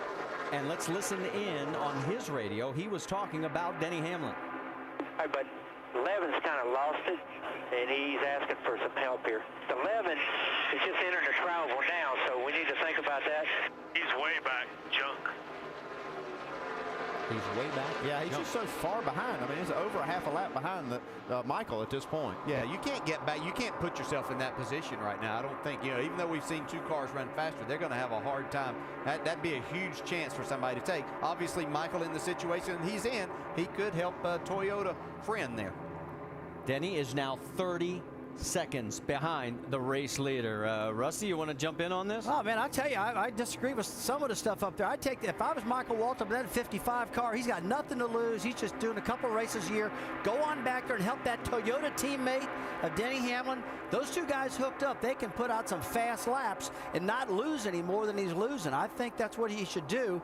And I got to tell you, I really think that's what Joe Gibbs guys are thinking right now. Hamlin's in trouble. He does not need to go a lap down, and they can fix this problem right now, guys, if they do something about it right now. I almost agree with you, Rusty, because if he does go back there and help Denny Hamlin, Denny's going to owe him a big-time favor, and nobody pushes on this track better than Denny Hamlin. If it came down to the end of this race, Michael Waltrip could be the winner. Yeah, absolutely. I think that'd be a great thing for Michael Waltrip to do, or any of the Joe Gibbs guys, because, Andy, we know that 2 cars running bumper to bumper can outrun this whole field. Yeah, the problem that you run into, though, is that switching back and forth back there. You're going to lose time in that, too. So it's going to be very iffy if they would be able to stay out there and keep that pace for very long. Even though we see how the 2 cars can run, it makes it difficult because of how long you can do it and taking a chance of running them hot. Yeah, and it's getting worse by the second, too, because now the pack is in the tri-oval. Denny Hamlin's now coming off turn 2. They're catching really quick. He's 36 seconds behind. In fact, the last time down the backstretch, you saw Denny, as here we go with another potential pass for the lead. Montoya is still credited with the lead that lap, but here we go with the 88 of Earnhardt Jr. taking over the top spot with the help from Jeff Burton. Yeah, you can see steam coming out of Jeff Burton's car there where he's been up on the bumper. His car's running a little bit warm now. Don't see it here, but we saw it there as he went through turns 1 and 2. You don't want that to happen, because once you start losing that coolant, even if it gets hot, it's not a big deal. But when you start losing that water out of the radiator, that's when it can get critical. 97 laps to go here at Talladega at the AMP Energy Juice 500 at Talladega Superspeedway. It's past halfway at Talladega. Here's our Dodge race rundown. What's happened so far? Lead changes by the box full. Oh, tons of lead changes every single lap. It seems like these guys are getting a lot of momentum, making the lead changes. Look right here, Jeff Burton right there at the inside, Matt Kenseth on the outside. Guys are passing like crazy. And besides the general lead changes up front, we've seen the two-car draft be a big deal today. The phenomena of the two-car draft, absolutely remarkable to watch two cars hook up. If there have any similarities at all, they really take off and check out on the field. It's unbelievable watching these cars dance around in these two-car pods all day long, really fast. And as far as the top contenders in the chase for the Cup, two of them have led today. Denny Hamlin and Kevin Harvick have led a lap. Meanwhile, Jimmy Johnson has not. And Hamlin, the one that's in trouble right now. Johnson's running 28th. Harvick is running up in 5th position. But Denny Hamlin is back in 31st position. He lost the draft a little while ago, and he's about to get put a lap down, right? And as fast as two cars are together, one is equally as slow. We've seen a difference of 3 seconds per lap. You lose the draft here, you're going a lap down fairly quickly.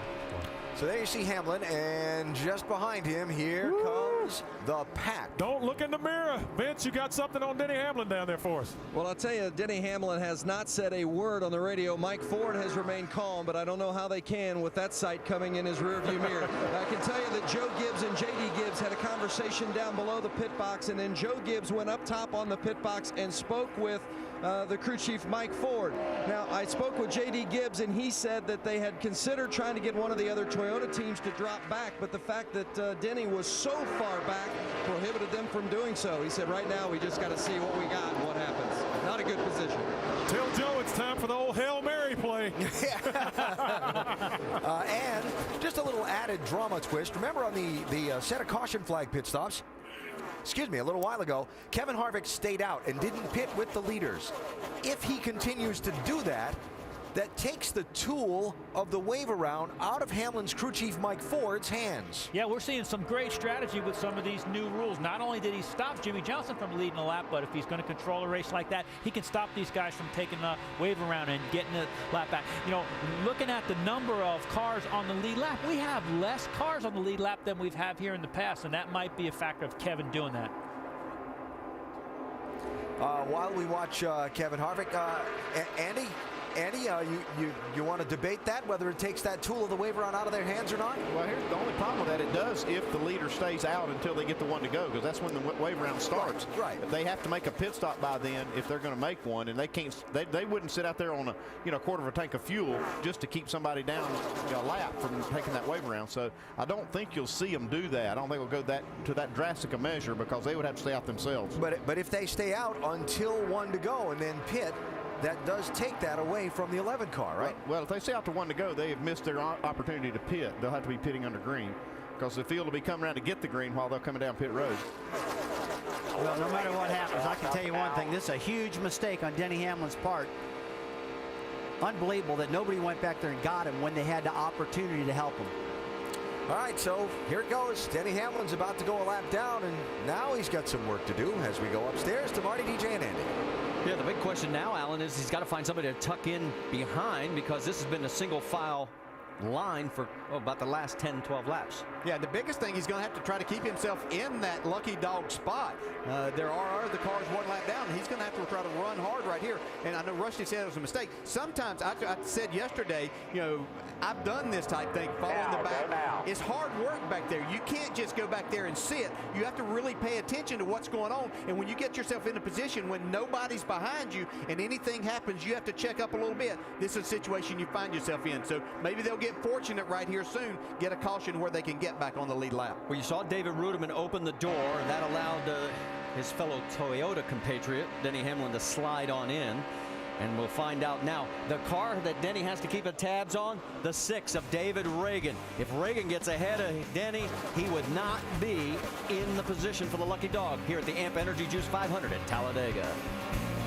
Super Speedway, you want to see how fast things can change? David Rudiman has helped get Denny Hamlin at the tail end of the lead lap. He's leading the freight train, but look out on the inside. Kevin Harvick's coming. Yeah, Kevin Harvick wants to put him back a lap down, though. He knows this guy's racing for the championship, so his teammate hooked up with him. Now Harvick's got Hamlin back a lap down.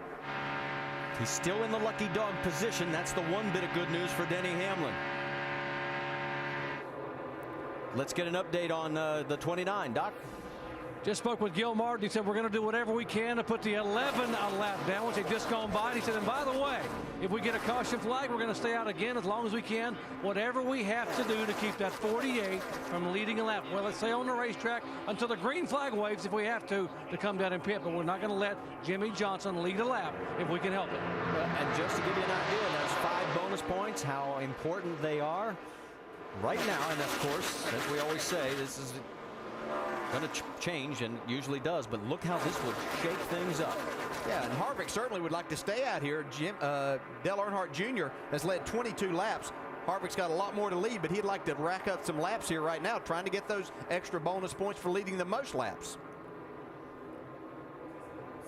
Again, we remind you that Denny Hamlin's biggest worry, as long as he's in that lucky dog spot, the 6 of David Ragan. I'm sorry, Marty, we're not, but just a few laps away from green flag stops. That's going to mix things up again, and you see teammates Montoya and McMurray now taking the lead. Looks like we may have our 50th lead change as we have 19 different leaders so far today. You see him run a single file, but that's going to change here in just a few laps when they start making these green flag stops. Let's get an update on the top 2. Vince Welch. Well, the teammates Juan Pablo Montoya and Jamie McMurray, it should be no surprise they're running strong. Montoya finished 3rd here in April, and McMurray was 2nd. They're strong again today, and they really work well together. In fact, McMurray said his car is best when it's with Montoya's. He said it's good around some others, but there's no doubt it's working best when it's with the 42. Right now, he said, Montoya said that he's feeling a little bit of a vibration. They're not overly concerned about it, but anytime a driver's feeling a vibration at these speeds, he can't be totally comfortable.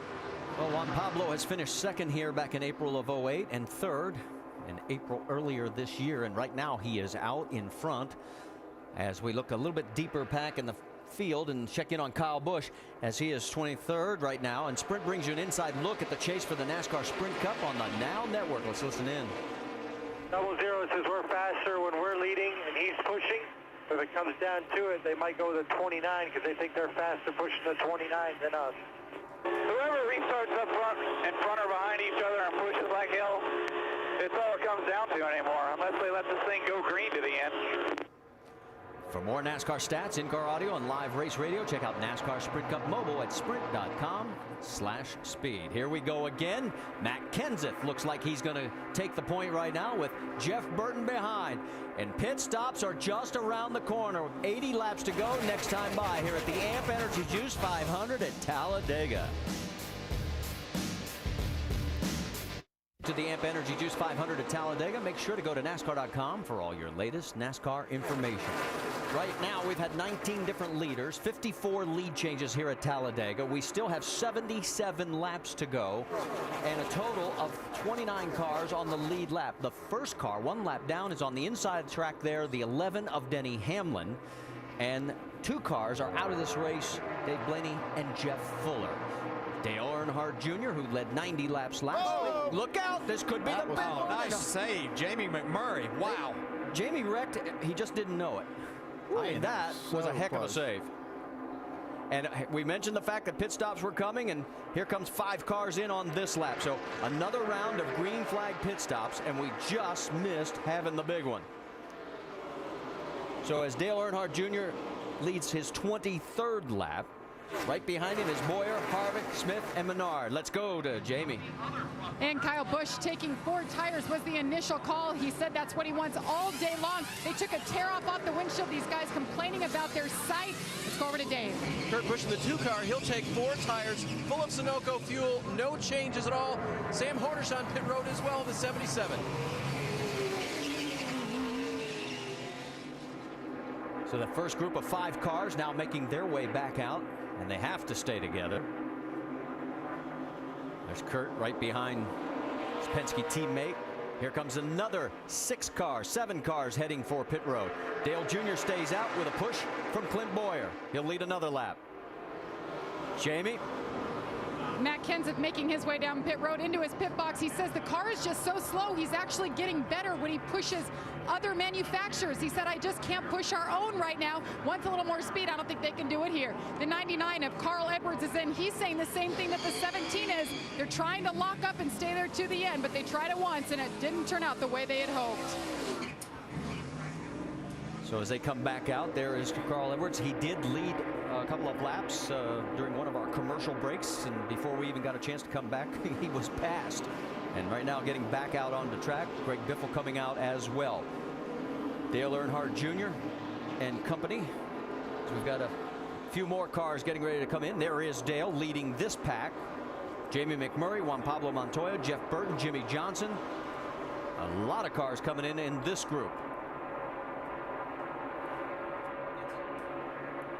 Let's send it to Dr. Jerry Punch. Chassis adjustment for Jeff Burton to tear off on the windshield. Right side tires, now left side tires. They go all with 4 tires, and that means they can make it now on just one more stop. Dave. 48 of Jimmy Johnson is in right now. They're going to make a 2-tire stop. This time, wait on the fuel, and now go. That was a mistake they made on their first pit stop. Vince? Denny Hamlin's crew, they made a late decision. They were going to take 4, and at the very last moment, they decided to take 2. So we'll see how it works out for the 11 of Hamlin. So as they come back out, here comes another group of cars, including Clint Bowyer, Paul Menard, Martin Truex Jr., David Rudiman. 17 of Matt Kenseth, too fast entering. Let's go to Jamie. David Rudiman is in. Car is much better today than it was in practice. They adjusted that splitter. It has helped the way that he runs with other cars. 4 tire stop. Nope, they decided on right sides only, Doc. 4 tires for Kevin Harvick, and they're very emphatic. You've got to get it full of fuel. Very careful, no lug nut issues. Get it completely full of fuel. 4 tires, and he's away. You see everybody else trying to work their way back out onto the track. 55 miles an hour is the speed limit, and again, it was a 17 of Matt Kenseth, too fast entering. He has served his drive-through. Here comes the pack right now. There's Jimmy Johnson with the 88 right tucked up underneath with Dale Earnhardt Jr.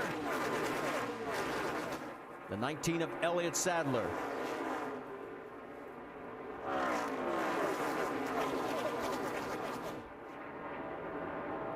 Group on the low line coming back out, trying to get back up to speed. Remember, with the restrictor plates, it takes a little bit longer. Yeah, about a lap at least to get yourself up to speed.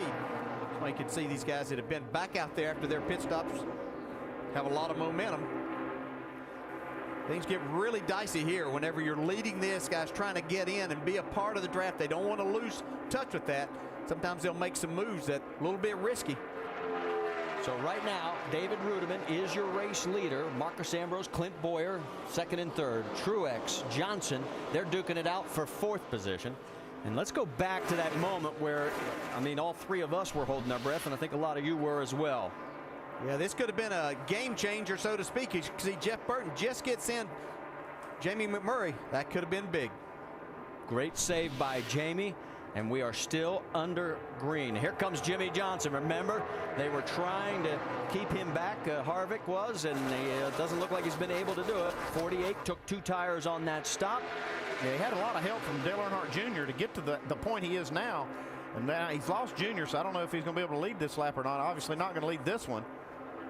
While all this is going on, I'll remind you, Denny Hamlin is still 1 lap down. He is 35th. There are 4 other cars in front of him that are also 1 lap down, so he has got some work to do to get back into the lucky dog position. Right now, Eric Almirola is our 20th different leader. We've had 58 lead changes. The one thing we haven't had, the big one, yet. We just need to look at those wheels, didn't we, Richard? Tired of listening to your excuses, Richard. Damn it. Drive the car, man. Having your car as fast as it'll go. It's about 5 seconds to lose 7 spots. I mean, it'll take all night to pass everybody back. If you're going to make a mistake, you got to make little ones, because you can't make rookie mistakes. Look like a bunch of buffoons. 2, running to me. That's the third time now. The passion and the anger of Kevin Harvick. And Harvick right now getting a push from Paul Menard as he is trying to fight his way back to the front. Jimmie Johnson tried to lead a lap. He did not succeed. So one of Harvick's goals, to deny Johnson those 5 bonus points, has been met. But he's still frustrated. Listen in. You feel like that, Gil. We can't try to help each other to a detriment. And that's exactly what happened right there. You got to pit with the pack. Everybody around us agreed to pit on that lap. They failed out into that corner. What I'm telling you is we got to pit with the pack. Doc, you've got more? Well, the whole scenario there was that Kevin wanted to come in when everybody else was pitting, and he thought the 31 and the 88 were going to run more and more lap. And that what he talked about was the 31 and the 88 of Earnhardt Jr. bailed and came down a lap early, and that really hurt him on that stop. He ran one more lap and pitted. So what he was telling his crew chief, we have got to pit with the pack. All right, thanks, Doc. And right now you see Ryan Newman up front. He is at the tail end of the lead lap. In fact, he is 29th position, right in front of our race leader, Kevin Harvick. Yeah, but bar getting in a wreck, Kevin Harvick's so good and his car is so fast. I'm not sure of position he can get in that he can't recover from. He has come from the back, the middle, and every time he's managed to get back up to the front. Right now, you saw Denny Hamlin streak through. He is in 34th position. There are 3 cars in front of him for the lucky dog position. There is Jimmie Johnson. He'd pretty much like that spot if they were on the same lap, but they're not, Dave Burns. Well, Marty, and they, like you said, they came so close to leading a lap by virtue of their teammate Dale Earnhardt Jr. pushing him through. And think of what happened. Jr. had been running up front. He took on 4 tires.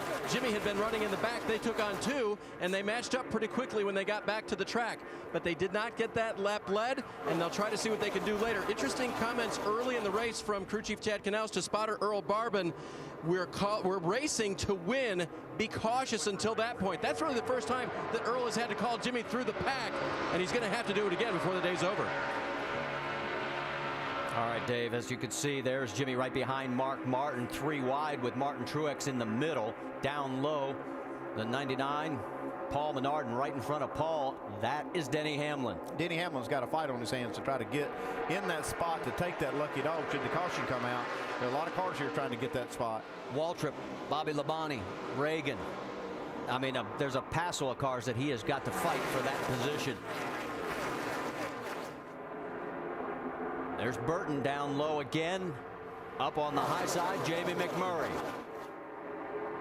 Yeah, we've seen the 1 and the 42 work together and the 31 and the 17 work. Now they've switched partners to see what's going to happen.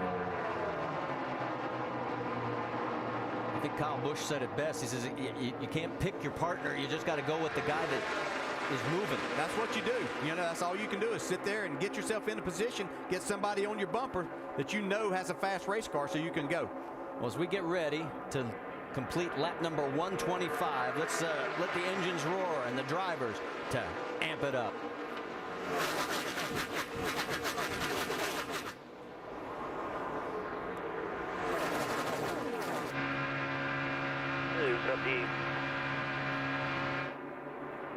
You're clear, 77, 78, still our help. There you go, that's a run. That's what I'm talking about, no help. He's on the bottom here. Coming inside 98. Coming inside, middle 3. Find the 9 right there. To the 5. 5 to your bumper. 3 wide. Out. Just some of the action that goes on in just one lap here at Talladega Superspeedway. This time by, we'll have 62 laps to go, 22 leaders, 64 lead changes. And right now, Clint Bowyer is shown out front of Jeff Burton, Juan Pablo Montoya, Jamie McMurray, Eric Almirola. Ryan Newman doing all he can to try and stay on the tail end of the lead lap here at the AMP Energy Juice 500 at Talladega. At Talladega Superspeedway, we have 57 laps to go, 22 leaders, 68 lead changes, and the action has been non-stop from the drop of the green flag. We've had just 1 caution for 4 laps here today. Up front, it is Juan Pablo Montoya side by side with Clint Bowyer. Behind Montoya, you've got Jamie McMurray and Elliott Sadler in a 3-car push. Behind Bowyer, there's a whole bunch of cars. Oh, whoa, look out. Elliott slides up and almost slid right up into Jamie McMurray. Yeah, you got to make that move a little bit sooner there if you're going to try to slide up and take advantage of that fast-coming pack. Coming through the tri-oval, and again, Montoya with McMurray, Bowyer, Rudiman, and Jeff Burton now in the 5th position. See Rudiman on the inside. That's Kurt Busch in the middle right there. Update you on Denny Hamlin's position. He is in 32nd position. There's Kyle Busch. Kyle in the 11th spot right now. Here we go for the battle for the lead. Looks like Jamie McMurray's got the help from Clint Bowyer. Rudiman in 3rd.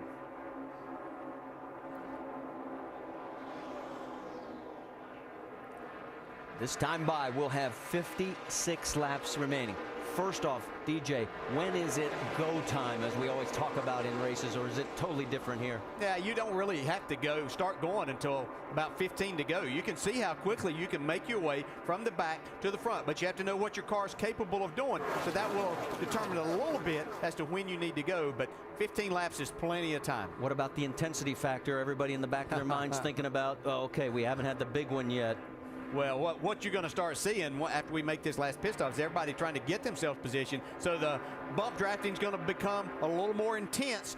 There's going to be guys that are going to be shutting these holes that we've seen them allow some drivers to get in. That's not going to happen. Well, we're seeing some intense racing right now because you got Denny Hamlin a lap down, you got Bobby Labonte, you got David Reagan, and even Ryan Newman trying to get that spot and get up where they can get back on the lead lap. They're not going to let up. They're going to be racing as hard as they can right now, and they're in the middle of this group. And Denny Hamlin has now just put himself into the lucky dog position as long as Ryan Newman stays on that tail end of the lead lap, the 39 up front there. Let's get an update on the 11 from Vince Welch. Well, and Marty, they have really been digging to get in that lucky dog position. As you had noted a little bit earlier, 7, 8 cars at one time had been in front of Hamlin in regards to that lucky dog position. Hamlin has said nothing. It's the quietest I've ever heard him on the radio. His spotter doing all the work as he works his way through this traffic. Mike Ford, the crew chief, hasn't said anything. Now we've got a problem, Marty. Jeff Burton has got tagged from behind, turned into the wall. So far, it looks like he is the only victim. A hard hit for Jeff Burton. Yeah. Now there's flames shooting out of the right side as the oil line. Our caution here, second of the day with 54 laps remaining. The window net's down. Jeff is climbing out. And Dale Jr. is heading for the garage area. Burton was shown as 5th on the last lap, and you can see the frustration as he kicks the side door. He had a great car today. He knows that he had a shot to win this thing. That's what's so frustrating about driving here. You know you've got a fast race car, you're doing everything right, and all of a sudden it's taken away. Pretty well killed, Todd. Let's go back and show you what happened. Watch the 31. Yeah, it looked like just a little bit too much help from Junior. Was lucky that wasn't a big wreck right there. Dale's damage on the right side of his car. Joey Logano, Greg Biffle, both of them miss.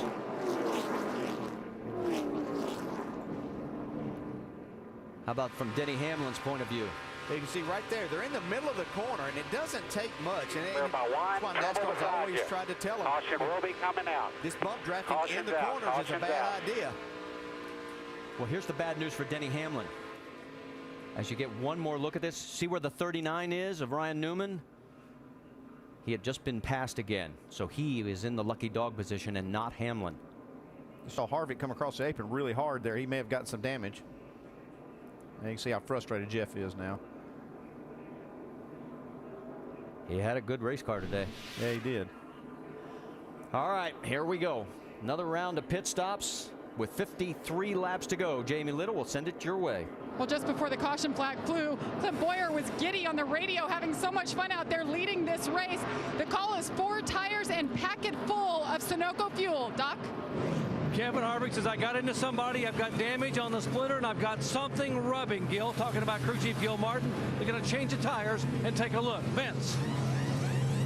One car, Jamie McMurray, had made some contact there with Jeff Burton, knocked the toe out of the one. It's going to be a little bit longer stop, looking to make a 2-tire stop. The 42 is come and gone, and by the way, Juan Pablo Montoya said he was getting too hard of a push from his teammate McMurray. You can see him taking a look at the damage on the left side of the 29. Yeah, we're going to spend a lot of time here. They've got a lot of time to do this with the caution car running around this big track. And they don't really worry about going to the back because they can get there pretty quickly. Yeah, but the one thing they were worried about was Jimmy Johnson leading the lap. Well, guess who's just got a 5-point bonus for leading? Yeah, they couldn't fight him off here. Okay, everything's all good. Doc, what are you hearing down there? Well, Kevin Harvick thought he had something rubbing in the left front. He said, I got into the back of a car when the thing happened with Burton up there, and I think I bent the splitter. The splitter looked okay to me, and Gil Martin had the guys crawl around the front of the car. They don't see any damage to the splitter. Pulled the left front tire off, went in behind the splitter, and pulled the fender out, but all the braces are okay, and they told Kevin he should be fine. Did you notice something, DJ? Just looking at those braces on the splitter, it looked like maybe a couple where he may have had to come down off the track, might have bent those a little bit. So that splitter may be a little higher, yeah, which would hurt, hurt his car aerodynamically. They were trying to fix that, but if you try to get that splitter down, sometimes you can break those braces, so they didn't want to really hurt it. Well, our second caution gave the 39 of Ryan Newman, the Aaron's lucky dog, so he'll get back onto the lead lap, and we'll reset it for you when we come back to Talladega. Our second caution here at Talladega for a 2-car crash involving 2 cars that were capable of winning this race. Dale Earnhardt Jr. had led 24 laps. Jeff Burton had led 11. Here's what happened. Some contact from behind sends the 31 into Jamie McMurray and then up against the wall with the 88. Those 2 cars are behind the wall right now. It allowed Jimmy Johnson to stay out and lead for the first time today, so he has picked up 5 bonus points. And meanwhile, Ryan Newman got back on the lead lap, but not Denny Hamlin. Some other people have topped off on pit road. Let's revisit the AT&T Fastest Pit Crew of the Year award. The fastest pit crew is determined by the winner of each race and the fastest pit time and your vote. Be sure to text the car number to 2258 for your pit crew choice. We'll restart when we come back. The green flag is in the air, and we're racing again at Talladega with Montoya, Rudiman, Menard, Logano, Robbie Gordon, Sam Hornish Jr., your top 6.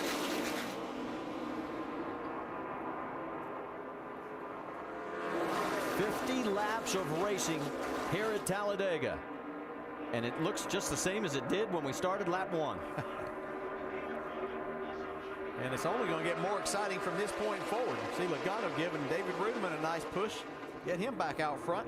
Rudiman has been the mix so much today, either helping others or getting helped.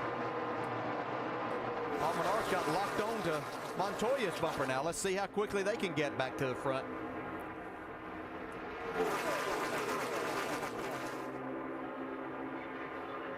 Three wide further back. Kyle Busch is in that mix, as is Mark Martin. He's in the middle. To make this 2-car push work, you have to be in contact all the way around the racetrack. Jimmy Johnson's hung out there on the high side looking for some help. While all this is going on, let's get caught up with Dale Earnhardt Jr. He's back in the garage area. And he has been checked out at the medical center. He is okay. Jeff Burton's still back there being checked out. And Dale looked like he had a rocket ship. What happened out there? I got in the back of Burton and got him out of control. And I just, we've been pushing each other all day long and got into him the wrong way. I guess my car was kind of going up the track and then kind of pulled it back into his car around when we caught each other. And I seen him in the infield care center. He's all right. But had a real good car, awesome engine, and just kind of having fun out there running around, seeing what you can do, and got a little too excited, ended early. They're going to get him back out with a damaged race car, but it will not be nearly as much fun, he told me a moment ago, with the car that he's got to go back on the racetrack, guys. He led a race high 24 laps right now. He's one of our 24 different leaders. We've had 75 lead changes. Remember, the record is 88. Look out. 4 going around. Marcus Ambrose. 29 and Kevin Harvick is involved as well. So Harvick, who had been running up front all day to avoid this, now has damage to the front. It's too bad. Just put some tires on it. The 26 of Bill Elliott also involved. There's the damage to the nose. He says it's not too bad on the radio. It looks a little worse. Yeah, I think it's a little worse. Definitely worse than he thinks. It's time with flat tires. Like Denny Hamlin might be it ain't like it's crinkled up. We'll be fine. According to scoring, Denny will be the Got into beneficiary. the 47 there and spun him out. I know both of them's helping us all they can. We're being told that the 11 was involved in this. Don't know how much damage. We'll have to double check that with NASCAR. Well, the rule is that if he was involved in this accident, then he will not get the lucky dog. All right, let's see what we can find out. See Ambrose right here. They got actually 4 wide right here. See Kyle Busch going to the inside. Kind of squeezes into 33, gets into the back, and then the left rear quarter panel. There's Harvick getting involved. Gordon misses it. I don't see where the 11 was involved. Nope, didn't see it there. 4 wide right there. 4 wide. Come on. Stay in it. Stay in it. From Harvick's camera. Yeah, Harvick's just going to be in a position here that he was not wanting to be. Yeah, you can see there's going to be a lot of damage on the front of Kevin Harvick's car. You feel like sometimes when you're sitting in there, there's not that much. It wasn't that hard. From Marcus He's Ambrose. going to go 3 wide middle, 4 wide. Yeah, Kyle's the one that kind of started that.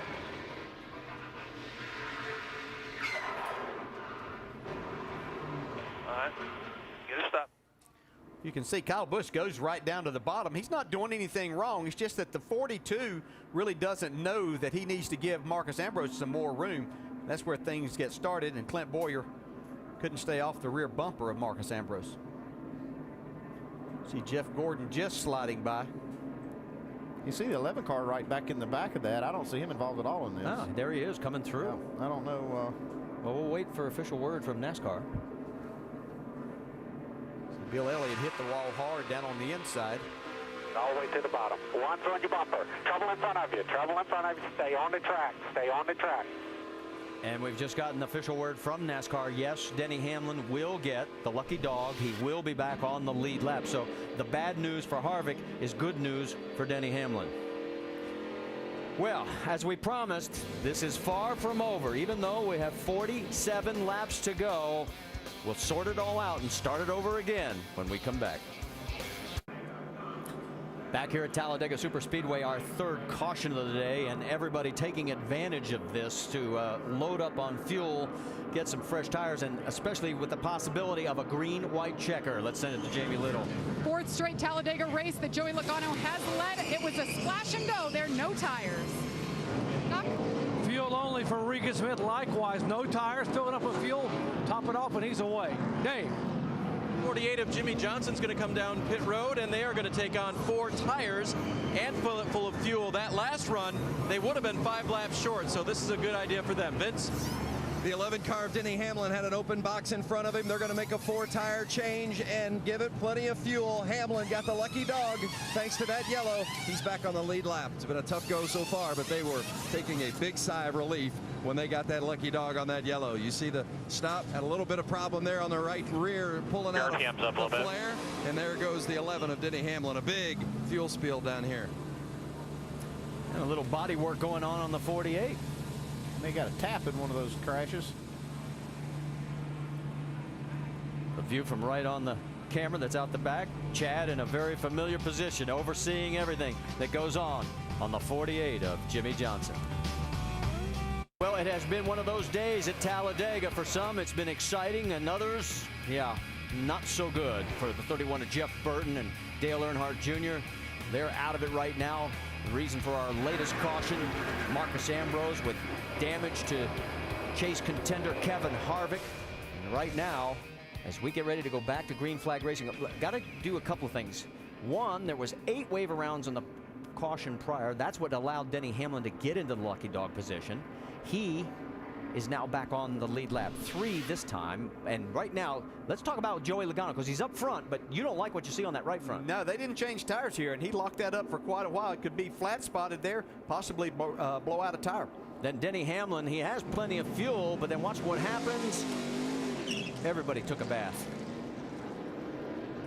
And now, 3 more wave arounds this time. Nemechek, McDowell, McCumbee, a total of 33 on the lead lap. And Tony Stewart is in the lucky dog position, just 1 lap down. Remember when he was 2 laps down?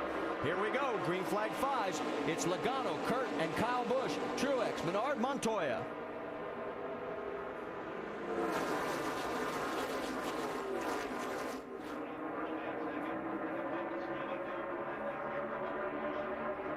We'll tell you that Kevin Harvick restarted in the 26th position. We'll keep the tabs on him and see how the damage to the front of his Chevrolet works out. See the 3 Toyotas up on the high side. The 2 Gibbs cars stretched it out a little bit on this restart.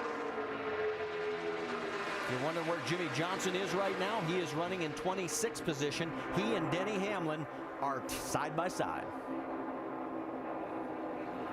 4 wide through the tri-oval. Back down to 3 wide. 24 different leaders now as Joey Logano's got his name in the book. 77 lead changes. The record is 88. And we still have 42 laps remaining. 3 wide again. Yeah, 42 laps of hard racing now. These guys have been patient really as long as they want to today. Montoya giving Truex a push on the high side. Logano looking for help from his teammate from Kyle Busch, but they're not close enough. In fact, Kyle's getting a push more from Jeff Gordon. Gordon has finally moved himself into the front mix. He had been laying back most of the race. Down low, you see Kurt Busch with Paul Menard right behind him.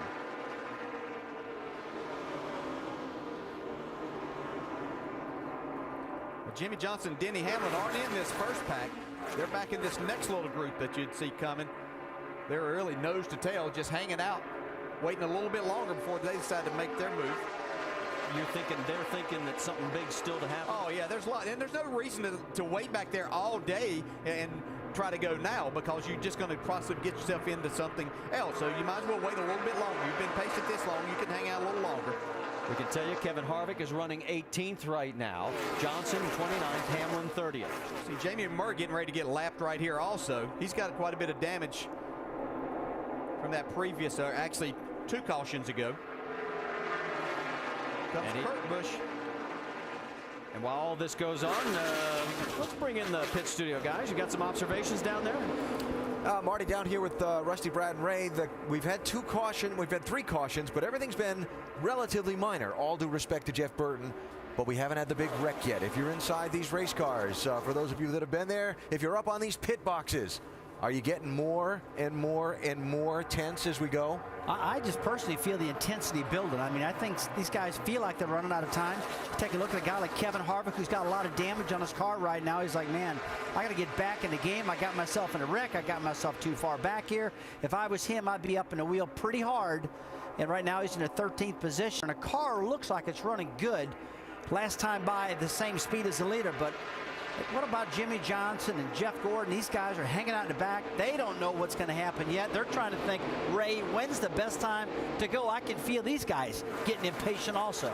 Well, I was listening to Dale Jarrett before, and nobody knows better than the driver. You and he, Rusty, as the race goes on, you're going to be less and less willing to give the guy in front of you a shot as it slides back, and the guys are going to be less and less patient. I don't know if there is a safe place to sit right now, because it seems like you could be in the back minding your own business and still get some damage on your race car. Yeah, I just think for the guys who are in the chase, they're going to have to deal obviously with some very strong non-chase race cars as we close in on 38 laps to go. Martin Truex very strong. Juan Montoya has been strong, qualified on the pole, and Joey Logano. They're going to have to deal with these guys, so it's going to be interesting to see how this all washes out. Brad, one of my big questions, guys, when is go time? When is it time to really stand on it? Well, that's right now for Kevin Harvick. And stay up there. Hooked up in that 2-car draft. Andy, I'm wondering, as much as they've had to tape up the nose on that 29 to Band-Aid it, if he's going to be able to stay tucked in that 2-car push with Clint Boyer and try and make a run later. Well, I think they've got the opening big enough. They were working on that in the pits, but what you worry about is the ductwork being bent behind that. They didn't really get a good look at that, so he may end up having some overheating issues. But, man, this car's still running great after having a lot of damage. He's up to 10th right now. And remember one thing, go back to April 2003. Dale Earnhardt Jr. won this race with a damaged race car. Yeah, they did a nice job of repairing that, but I tell you, he's going to have to do a masterful job of driving when it comes down to the end here to get himself up somewhere inside the top 10. You can see he's picked up 12 spots since the restart. Meanwhile, up front, it is Martin Truex Jr. with Juan Pablo Montoya, Joey Logano, Kurt Busch, and Matt Kenseth. That's right, Kenseth stayed out, got the wave around, got back on that lead lap, and here he is. As we've got a quick moment, we've caught up with Jeff Burton. Jamie Little has him. Jeff Burton has been checked and released. And Jeff, you had a fast car. A lot of people wanting to draft with you today. Describe what it was like and what happened out there. Yeah, we were really fast. We we had it worked out where we could push real well, and so a lot of people wanted to get pushed, but that's kind of how our year's gone. I had fast race cars and just can't seem to finish it off. When you push like that, that's bound to happen, and just stuff happens. Dale Jr. made a beeline. He wanted to run back in there and talk to you. What did he have to say? Oh, he just apologized for it. He didn't. He didn't do anything wrong. We just didn't get lined up. It got a little hectic getting into 3, and I think I moved a little bit more than he thought I was going to move, and he just we just didn't get lined up right. But it won't be the last time it happens today. It might be one of the first, but it won't be the last. Glad to see Jeff Burton smiling. Led 11 laps today, Marty. And Jamie, we have debris on the racetrack, and there you can see the net result. That is why we are now under our 4th caution. And that's why we didn't interrupt, because we knew it wasn't anything serious as far as anybody getting into the wall or anything. So good to hear from Jeff, and he's managed to keep his spirits up despite the disappointment. All right, let's go back and we'll see exactly what happened. Yeah, it looks like Marcus Ambrose been running around out there with that damage. I think that's who that was. It came off of. We saw a bunch of stuff taped on a bunch of cars there, and that's what happens late in this race when you have a few of these wrecks. All this stuff starts falling off. Well, there goes Marcus. It must not have been him. Well, A.J. Allmendinger will get the lucky dog. That'll give us 33 cars back on the lead lap. And now I guess my question to you guys is, you have 36 laps to go. What do you want to do, crew chief? Well, as long as I can make it on fuel, I'll just stay out. The guys that are trying to run the back, they'll probably make a pit stop anyway. So yeah. This is not a critical decision right here. No, I think Johnson and Hamlin come get 4 tires and make sure they got plenty of fuel in case this comes down to green-white checkers. They can stay out there and get track position then. We'll find out what the call will be when pit road is open. As we said, just our 4th caution today. We've only had 13 laps so far under caution, and we have 36 remaining. A total of 9 chase contenders have led this race today among the 24 different leaders that we've had, and we've had a total of 78 lead changes. I'm amazed at this guy right here, though. This is. I mean, Harvick is up to the 6th position with all that damage. And we talk about so much with the crew chiefs yesterday that you basically have your race car, whatever it is, when you come, that's it. And let's send it down to Jamie with the 18. And the 18 was debating whether or not to take 2 or 4. The right side, you see him rolling the tires from the wall. It is going to be 4 tires for Kyle Busch, Dave. Jimmy Johnson wants to come back down for 4 tires and a load of Sunoco fuel. They're talking about maybe working a little bit more on that right rear, fixing that damage back there as well. Vince? The 11 car of Denny Hamlin did not take tires. They just took fuel and also 1 round out of the right rear. That may be one of the few wedge adjustments we've heard about today. Yeah, usually it's not a handling racetrack, so they don't make a lot of chassis adjustments here. All right, so Kevin Harvick stays out. Is that a good or a bad decision? Because the other 2 in the top 3 contending places for the chase both came in. We'll discuss that topic when we come back with 35 laps to go here at Talladega. 4th caution gives us time to tell you about the NHRA Las Vegas Nationals tonight at 9 Eastern on ESPN. And then NASCAR Now, the post-race edition tonight on ESPN2 at 11:30 Eastern. The Roundtable tomorrow at 5 Eastern on ESPN2. And the NASCAR Nationwide Series back in action. Texas, noon Eastern Saturday on ESPN2. And then Sprint Cup Series presented by GoDaddy.com next Sunday on ESPN at 3 o'clock Eastern Time. All right, so you're on board with Denny Hamlin. He pitted, as did Jimmy Johnson, but the 29 of Kevin Harvick did not. Yeah, I think that's a mistake because they've got all that damage in the front, and we saw some of that stuff fly off of another car a while ago. That's what brought this caution out, and this was an opportunity they could have used to come down pit road to fix that car. Doc, why didn't they come down? Well, Andy, it's a scenario you've seen time and again as a crew chief. Now, Gil Martin wanted him to bring the car in. They wanted to come in and work on the car, like you said, because the car is good, but not good enough by itself. And Kevin wanted to stay on the racetrack and stay near the front. I think there'll be more caution flags, but maybe they'll get him on pit road later. sits sixth. We go back to green flag racing as you finish up, Doc, with Truex, Montoya, Logano, Kurt Busch, Harvick, Kenseth, all up front.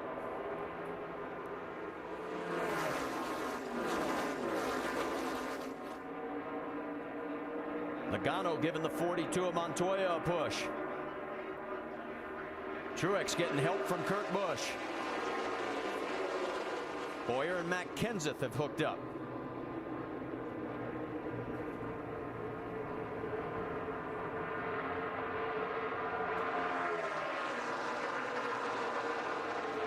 Look at Kenseth. There they go. Remember, Kenseth was a look out. That cut it close. Bowyer. Yeah, that was too close right there. Bowyer sliding up in front of those guys. Yeah, he was fortunate. I think Montoya gave him a break, and Logano didn't get in the back of Montoya. Okay, so we're all breathing again, and this time by, there'll be 32 laps to go. That's a couple tight spots we've seen Bowyer in, sliding up in front of the leaders. You'll find out that those guys won't be quite so courteous here in just a few more laps. 3 wide.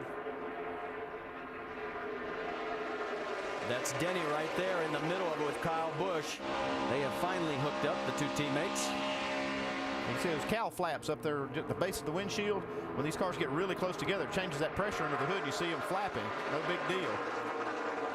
See David Reagan in the 6. He jumped out trying to get these guys to help push him. Goes back on the lead lap, but they've got better ideas. They want to go straight to the front. Hamlin and Kyle Busch, they are making a push for the front right now. They're shown in 10th position. Jimmy Johnson all the way back in 28th. These guys hooked up in practice the other day, and they were able to go a long way. See if they can get all the way to the front. Now Clint pulls down. Yeah, I think they're going to go by Bowyer, though. I don't think they're going to fall in behind him. Careful, don't go below that yellow line. Yeah, the problem was Denny lost his pushing mate right there for just a second. So they're going to have to get hooked back up, and they're going to be in trouble. Now, Kyle just moved off the bumper because he knew Denny was going to have to do some maneuvering, and you don't want to be doing that with the contact between the bumpers. So on the high side, it's Kenseth and Montoya with Hamlin, Logano right in this mix as well as they're duking it out for 4th. Yeah, here come the Red Bull cars. Want to get down there. That group on the bottom. We can let you know that Dale Earnhardt Jr. has just rolled off pit road. There he is. He is back out onto the racetrack. How about this? Denny Hamlin going for the lead. Looked like he was going to be in serious trouble. His championship hopes are going to be dashed. He was a lap down and nobody really helping him. Now he's got his teammate pushing him right to the front. And right now, we have 24 different leaders and 79 lead changes. And these two are trying to check out. We've seen this happen several times today. Well, they have checked out now from this lead pack. And look at the difference, the swing. Remember what we showed you a while back? Just how fast your fortunes can change right now with Jimmy running in 27th position. Hamlin would like the checker flag right now. Yeah, you keep those numbers in your mind, but obviously things are going to change here before we get to the end of this race. 29 to go. Kyle needs to let his engine breathe. Denny will tuck in right behind him. And here they go, trying to pick right up. The 48 has found the 24 as those two have finally gotten together, and they have been talking to each other about helping each other. What's the latest, Dave? Yes, they were earlier, and then the 48 just recently during this caution talking about when it might be time for them to go. Listen.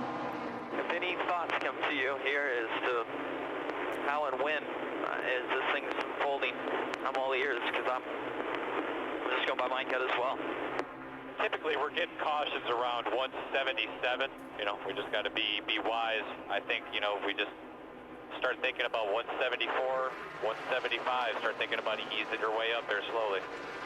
That's about 15 laps from now, and as you noted, Marty, the 24 is back there with him. He's got teammate help. Well, and Chad is remembering history. The big one on lap 175 or later in each of the last 5 races here at Talladega. Well, it's just the chances are so much greater when you get into that part of the race with 10 or 15 laps to go that everybody's pushing and shoving, and it's just almost impossible not to have one.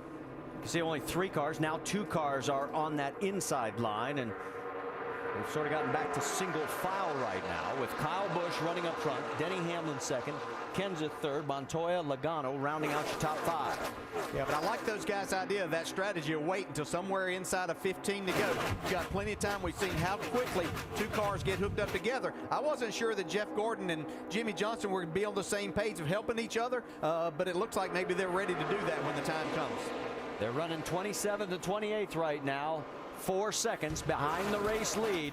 27 to go. It is not over yet at Talladega. With us, this has been going fast and furious here lately. Just like April, where we set records 29 and 88 all-time marks. We're at 24 and 81 right now. Kyle Busch is out in front of Denny Hamlin, with Matt Kenseth, Juan Pablo Montoya, and Joey Logano rounding out your top 5. We have a total of 33 cars on the lead lap. First car 1 lap down is Tony Stewart. At one point he was 2 down and all but out of this race. Now the 1 car of Jamie McMurray is on pit road, damage on the right side, and we can show you what happened. It happened during the break. He was involved in an earlier caution with Jeff Burton, where Burton got into the right front of his car. And then here, after they've been on pit road and fixing it, looks like he may have gotten the right front flat, went up there and pounded the wall. Yeah, and the second hit was after the safer barrier. So no give there, and so that's why they are on pit road. So a tough day for Jamie McMurray as Kyle Busch leads another lap. Looks like they're content to let those Gibbs cars right up front right now. Well, I think everybody's kind of regrouping here, kind of catching a breath and saying, we know this is going to get crazy here before long, so let's let it go as far as we possibly can here single file, and they'll all get their nerve and get ready to go again. Jamie McMurray is pulling back out onto the racetrack. We can tell you the 81 lead changes, now officially the second most in NASCAR series history. As this train of cars continues to roll on, not a lot of bump drafting at this stage. Although there, did you catch a glimpse down low, the 24 and the 48, or is that the 16? 16, yes, Greg Biffle. I was expecting to see the 48. And whoa, now Martin comes down. A little late. Look out. A little late. And that's going to cost Mark a few spots because now he's hung out. What did I do wrong? Yeah, right idea, just wrong time. Well, if Gordon was going to help Jimmy Johnson, something got mixed up in the communications because Johnson's still back in 26th. Yeah, but look at him go. Jeff is flying. He's now 16th and climbing. You can see Biffle's gotten off of him there for just a minute, though. That's going to hurt him. It looked like a little debris flying back there. It may have just been tape off of somebody like Kevin Harvick's car. See Bobby Labonte in that group right there. He's on the lead lap. Joe Nemechek, too. Bobby shown in 21st position. Nemechek in 18th. A little further back, top of your screen, there is the Lowe's 48, a side-by-side with Mark Martin. Meanwhile, up front, you've got Kyle Busch, Denny Hamlin, and Matt Kenseth. Let's go back a little bit further, check in on Kevin Harvick. He's in the 9th position right now, and there's a good view of his nose. And actually looks better than I thought it would look at this point. I think he's actually lost a little bit of the tape that was on the front of that. Doc, what's the latest you're hearing down on pit road? He has lost some of the tape, and he has a big dent in the front of those. Let me show you what they're going to try to do. Kevin said, I can hang on, but I can't go anywhere. So if they get a caution flag, they're going to come in, and they're going to bolt this on the front of the car to try to take that dent away and let some of the air go over the nose of the car and down across the hood. They think that will allow Kevin to pull out and maybe make a move. Right now, he's just hanging on for all he can to stay in position. So he's hanging right now, as we said, in the 9th position. This time by now, we'll have 19 laps to go here at Talladega. Yeah, his problem's going to come when we get inside of 10 laps and everybody starts hitting that go button. See, he's not going to be able to get out and go. He's going to have to find somebody to try to push him. Well, but there's one thing you got to remember. The last green flag stretch at Talladega in the last 14 races, 9 laps or less. So you've got a good odds-on bet. You're going to get at least one more caution. Oh, I don't think there's any doubt about that here. This is just kind of like the calm before the storm, boys. Everybody's been wondering if and when we are going to have the big one. It looked like it was going to be when Jeff Burton and Dale Earnhardt Jr. got into the wall, but it was only those two at that time. As you can see right now, everybody pretty much in line. with Kyle Busch leading the way. Kyle has now led a total of 14 laps. The most laps led by any one driver today is Dale Earnhardt Jr. He's led 24 laps out of the 170 that we've run. A little bit further back, about 6th and 7th spot. Martin Truex Jr. and Kurt Busch are in line. Let's get an update on those two from Dave Burns. Kurt Busch rides in 7th with an undamaged race car. He said after final practice yesterday, the 2-car draft, so dangerous, yet so potent. And the 56 car right in front of him, Martin Truex Jr., that's the guy that he thinks he can go to the front with. They've talked about it. That's the plan. They're not there yet, though. Kurt tucked up right underneath him right now. Meanwhile, here we come by the tri-oval again. Over the stripe, Kyle Busch will now lead another lap. And with 17 to go, everybody starts to wonder, including all of us, when is go time? Yeah, it's going to depend on who decides to pull out here. And as we look back there at Kevin Harvick, right behind him is Elliott Sadler. They're good friends. Elliott drives some nationwide races for him, looking to drive for him next year. So Harvick's probably got a pretty good pusher there if it comes down to it. But Harvick said that he can't really go by himself or even out there. Let's get an update from Doc. Yeah, you talk about Harvick. He knew that Elliott Sadler would be a good friend behind him there, so he feels like he's very comfortable right now. But how about giving a call to the driver of the 19 car, Elliott Sadler? Now, his crew chief is Todd Parrott, who won here twice with a driver by the name of Dale Jarrett. This morning, Todd said, Elliott reminds me a lot of DJ. He knows how to draft. He knows when to draft. He knows what his car will do. He works all day to find out what the car will do and when to use it. And the last time Todd was here and won, his driver, Dale Jarrett, waited until the final lap to make his move and led that lap that won the race. And if I remember correctly, that was October of 2005. Yeah, well, sometimes you just have to be lucky instead of good. And we were all right, but I got pretty fortunate that day. Somebody here today might get pretty fortunate and find himself in that position. All right, man, let's go. Do it now. Do it now. Let's go. Uh-oh, sounds like Chad says go. Yep, sounds like the 48's going to start going to the front. Okay, so keep your eyes because Jimmy and Jeff are back together, 21st and 22nd. Go to 47. There they are. So when we thought Jimmy or Jeff might be leaving him, all of a sudden they are back together, and here they go. It's pretty early, but I don't know. I think they're about right. You do? Yep.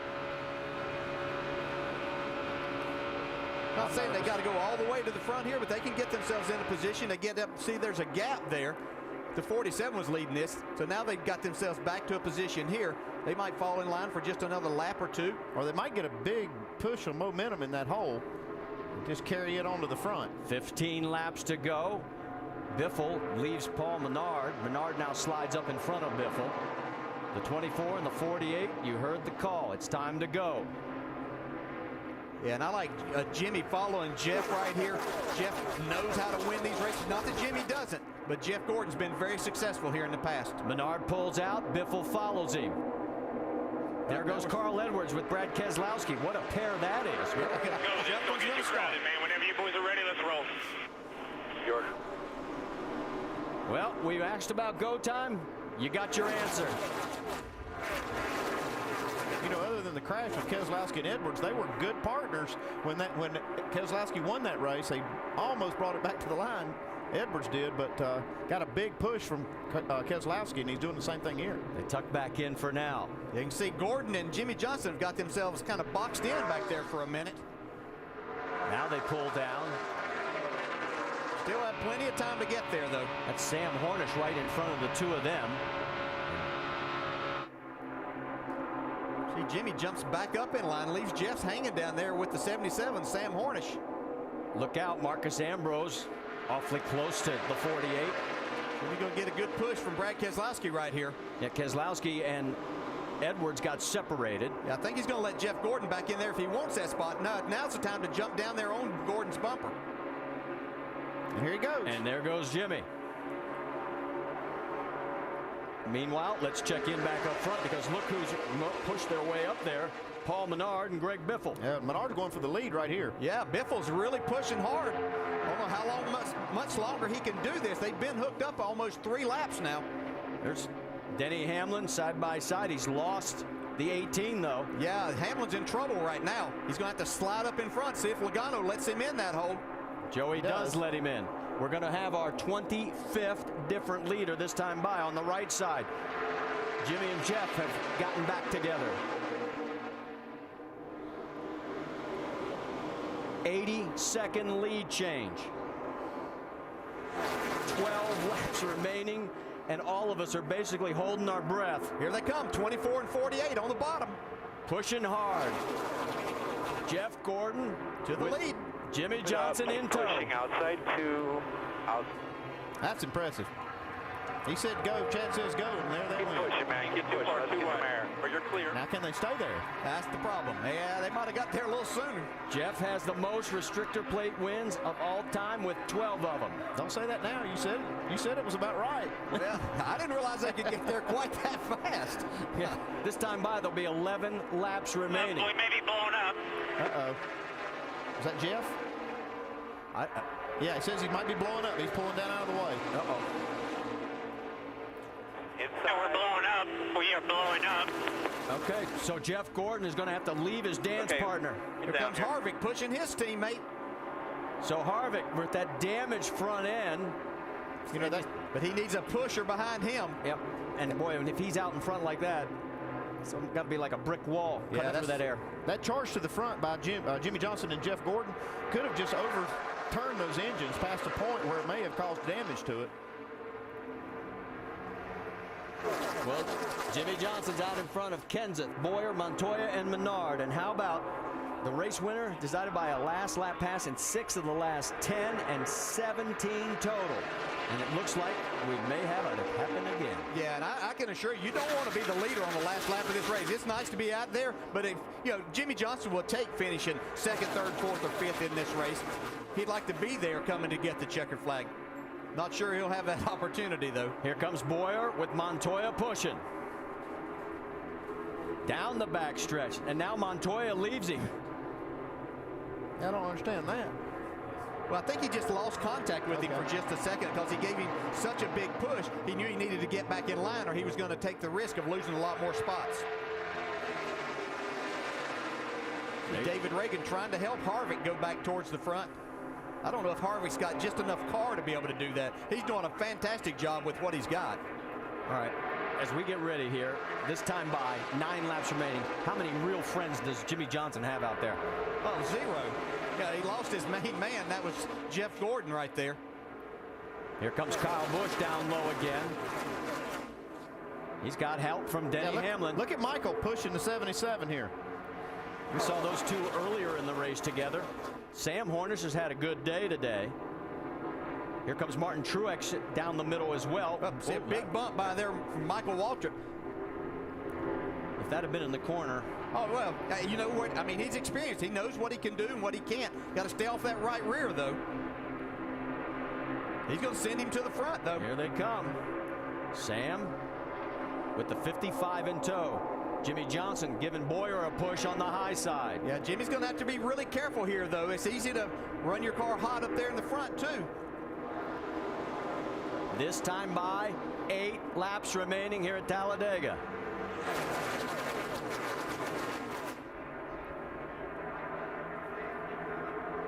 Jimmy still tucked in behind Boyer. If Michael Waltrip can stay in this position a little bit longer than others, he's not racing for anything except to come here and try to win this race. Caution is out on the racetrack. We have debris on the track. Man, debris, sorry. And there it is. That's too bad, man. It was a race developing right there. Yeah. Still will. A lot of it. Oh, yeah, the tire. Yeah, you can see it There's a everywhere. lot of pieces. So obviously somebody's damaged vehicle. And I'm looking at the right front of Joe Nemechek as he has just pulled back out onto the racetrack. And we're wondering maybe if he had cut a tire and that was his debris. Well, that changes a lot of things right here. Joe just got back out in time. He is going to stay on the lead lap, 32 cars. And guess who's going to get the lucky dog? Not Tony Stewart. Tony Stewart. 2 laps down. All day long. He has not been a factor in this race. And now all of a sudden he's going to get one more shot. Yeah, he'll come get tires for sure. Andy, I was going to ask you, how far back is it going to be before they start hitting pit road? Well, that'll be, your tires aren't going to help you much here. And really, if you feel like you're in a pretty good spot, I'd stay out there. But and if you have the people around you that you want to be pushing you or you want to draft with. Yeah, you'd say that, but as a driver, I know that if you more grip that you have, the more moves you can make. On worn tires, you just can't push and get pushed as hard as you can with those fresh tires. Question. We went 32 extra miles beyond scheduled distance back in April. Does everybody need fuel? Is there enough in that tank if we have to go 3 green-white checkers? Well, at this point, you see that just very few laps left. There's a good chance we'll go over a 1 green-white checker here. Yeah, I'm pretty sure that we're going to see Kyle Busch and Denny Hamlin, who are 17th and 18th, are going to be pitting. I don't think, Jimmy Johnson's going to stay out, as we just heard. I think the guys up in the top maybe 8, 9 positions, maybe even back to 10th or 11th, they may stay. But when you get back further than that, might as well come get some tires. You can make that much up. We saw how quickly the 24 and 48 came to the front. Actually, even a load of fuel here can help you by lowering that rear spoiler a little bit, so wouldn't hurt you to have a full tank of gas. So the drama continues to unfold here at Talladega. And just as we mentioned before, in the last now 15 races, we've had a stretch less than 9 laps, as we are now with 6 laps to go this time by. Pit road is open. Is anybody coming? I expect to see more come than have so far. But here comes Casey. Is that Casey Kane? Yeah. Leading them in? It is. That. Kyle Busch and Denny Hamlin both stayed out also. Tony Stewart's coming, as you predicted, so is Carl Edwards. Eric Almirola in that mix. So is the 12 of Brad Keselowski, Robbie Gordon. Let's send it down to Doc. Right side tires going on for Casey Kane. Going to put 4 tires. Why not? And as you said, Andy, put some fuel in it. Get that back end down as best you can. Casey's had a great run, only his 2nd ever start here in the 83 car. Vince. Well, the 14 of Tony Stewart has been 2 laps down at one point today. He's coming in for fuel and 4 tires. Going to be back on the lead lap for the finish. Tony Stewart, boy, the struggles he's had in the chase. Remember running out of gas on the last lap at New Hampshire, the speeding penalty at Dover and Martinsville, the body damage at Charlotte. Would this be a little sweet revenge on all those miscues after coming back, being 2 laps down, if he could somehow get to the front? And we've seen it happen. I mean, we watched Jimmy, how fast he did it in 3 laps. He can make it all the way to the front. You never know. So another player in the mix. Right now it is Clint Bowyer with Jimmy Johnson 2nd, Montoya 3rd, Hornish 4th, Matt Kenseth is 5th. And Kevin Harvick is listed in the 13th position, Denny Hamlin down in 18th. You're going to have Michael Waltrip and Sam Hornish in the same row, nose to tail, so I'd watch for that little duo. They have teamed up several times today and done very well with it, we might add. Jimmy Johnson has to like the idea that Sam Hornish, who he's probably seen pushing guys pretty fast all day, is going to line up behind him, and that's providing that Clint Bowyer chooses the inside. If he chooses the inside, he'll have Montoya pushing. And that's why I think he'll stay there. Lights on the pace car still on. Joe Nemechek has come back in and gone back out from pit road. And so we've got a full lap. Let's check in with some of the crew chiefs and see what they're thinking, Dave Burns. Well, and of course, Chad has been talking a lot with Jimmy about that situation with the 24. Had a partner and then kind of lost a partner, but he didn't exactly blow up. So how confusing has that been for Jimmy? Yeah, we don't really know what happened to 24. I hate that. Obviously, we were working really well together, worked well together all day long. But we'll just see what happens here. It's going to be pretty exciting 5 to go from this point right now forward when we take the green.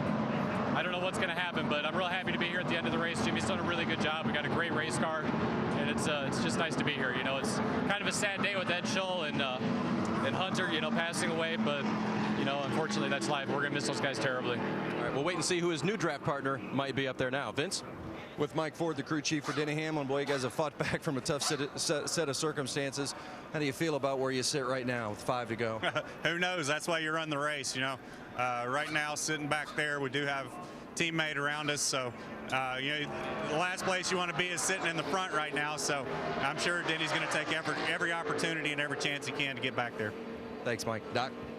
Gil Martin, crew chief for Kevin Harvick. How much does your wounded Chevy have for him? You got anything left in it? I think it's still got some left. The Realtree car is trying to sneak up through there. Shell's been with us for a long time, so we're glad they're with us. We're going to win another race for them. I think we're going to fan out about 4 wide right here, and you don't know what's going to happen.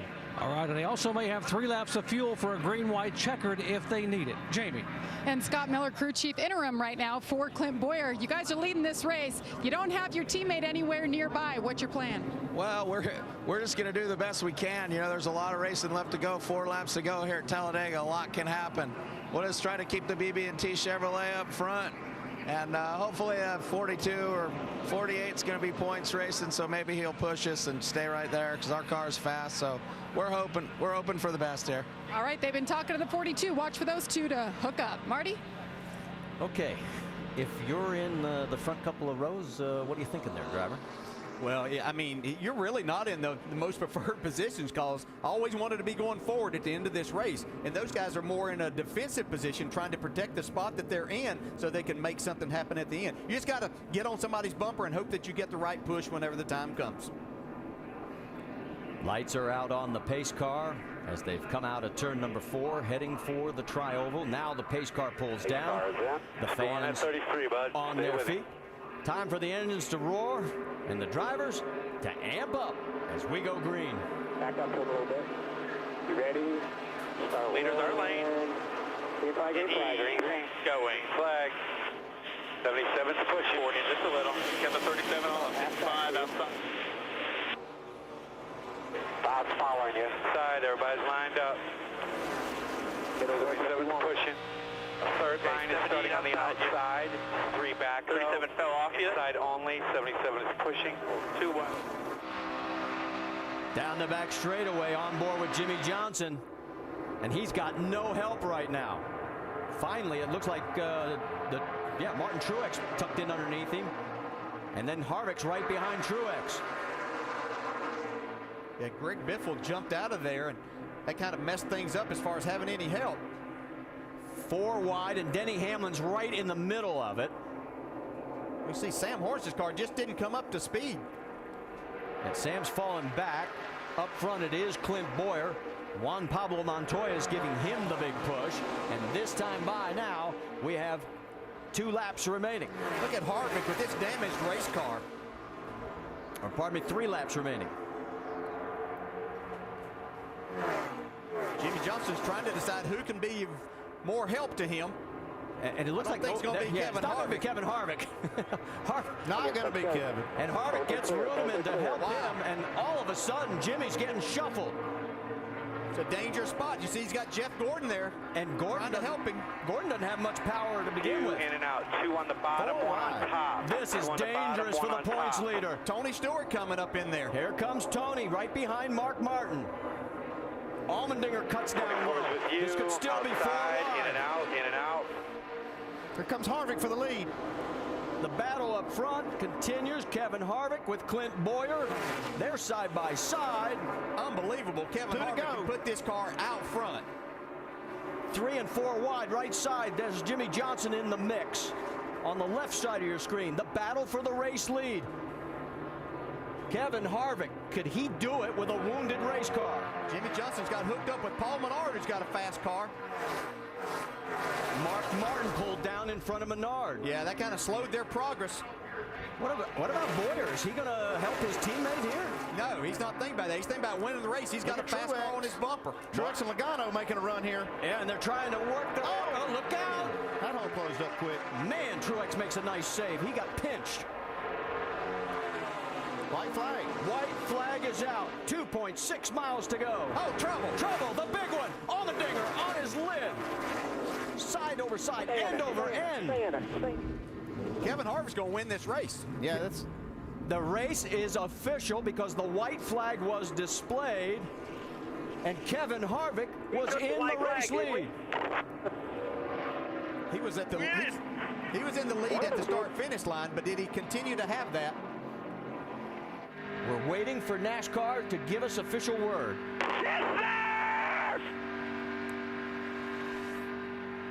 They're looking at the camera results and also the timing lines.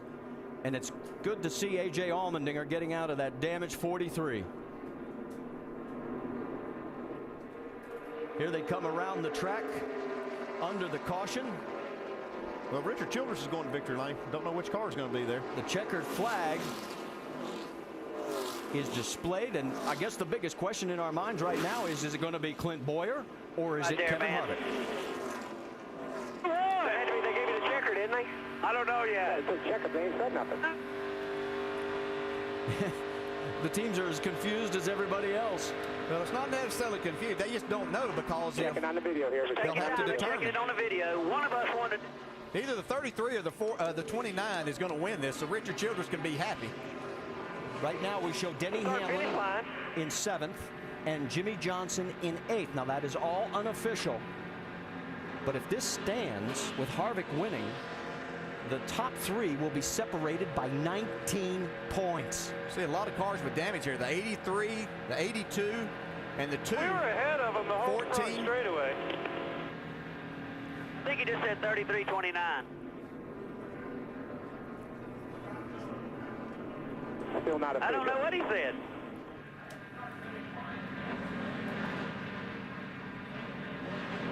Still waiting on NASCAR to review all this. They've got loops they go by, then they go by camera angles to kind of decide this.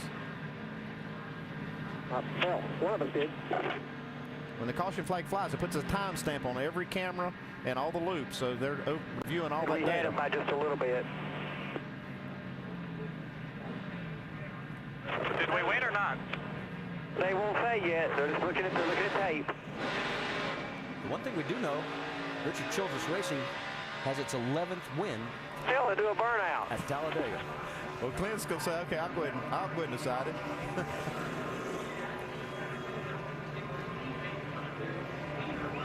And he's pretty sure he won. Kevin said, I'll wait and see. Kevin put the window net down. He's waiting for the official word just like the rest of us. I think Clint's trying to help make their decision.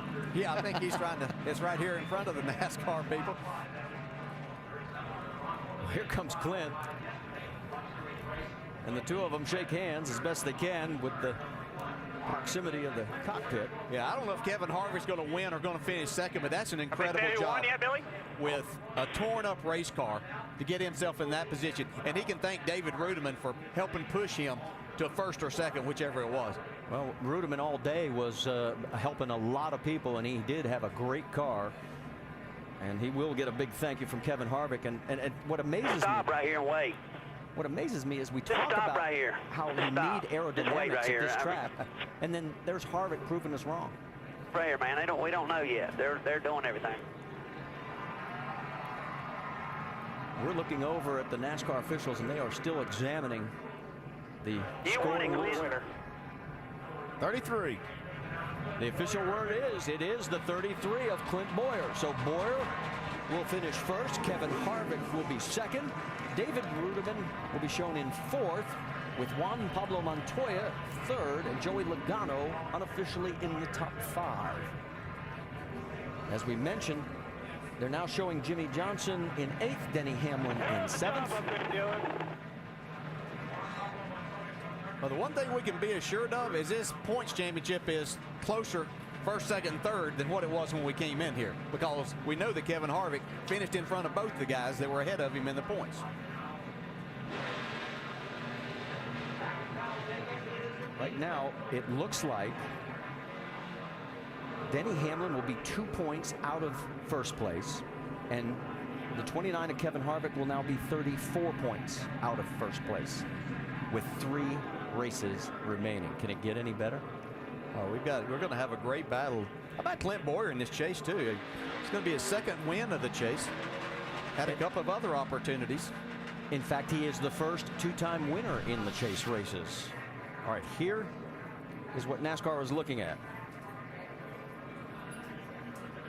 Harvick's going to lead this at the line.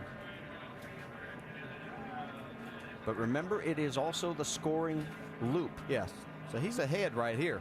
So it's a matter of when this caution is displayed. And see the trouble here. And there, right there, you see Kevin Harvick just behind Clint Bowyer. Boy, that was close. and the yellow comes out right at that point, and that's how Clint Bowyer wins this race by a nose. And let's go back and see what happened that actually ended this race. But Jimmie Johnson got out of shape first there. It saves it. And right behind him, everybody starts getting together. Looks like Tony Stewart forces Allmendinger upside down. Boy, and that, thank goodness, the safer barriers on that inside wall. Yeah, and we've seen in past that when something happens behind the leaders that NASCAR has let these guys race back. But obviously this was in an area they would have been racing back to, so they had to throw the caution. All right, let's talk to Kevin Harvick. How about it, Doc? Well, Kevin has climbed out of this banged up car. It's all patched up and taped up.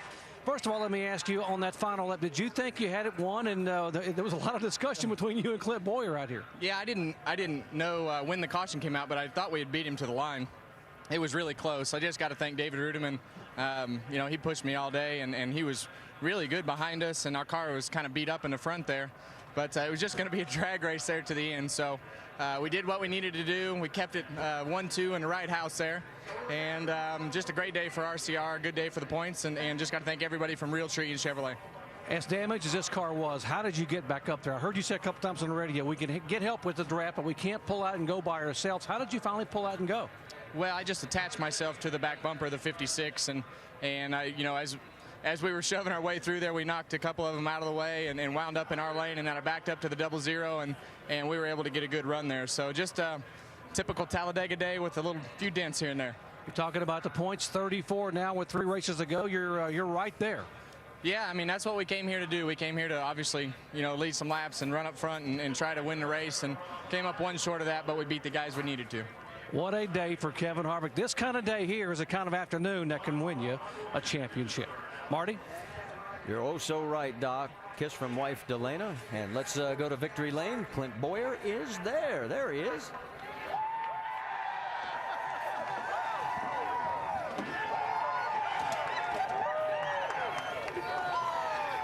And we have Gatorade flying, being thrown. Clint Bowyer, first ever restrictor plate race win. Clint, what was it like that last lap, the back and the forth, to not knowing, to having your teammate there? I see tears in your eyes. Yeah, that's the burns. Just unbelievable day. You know, I want to thank ECR, all you guys back at the engine shop.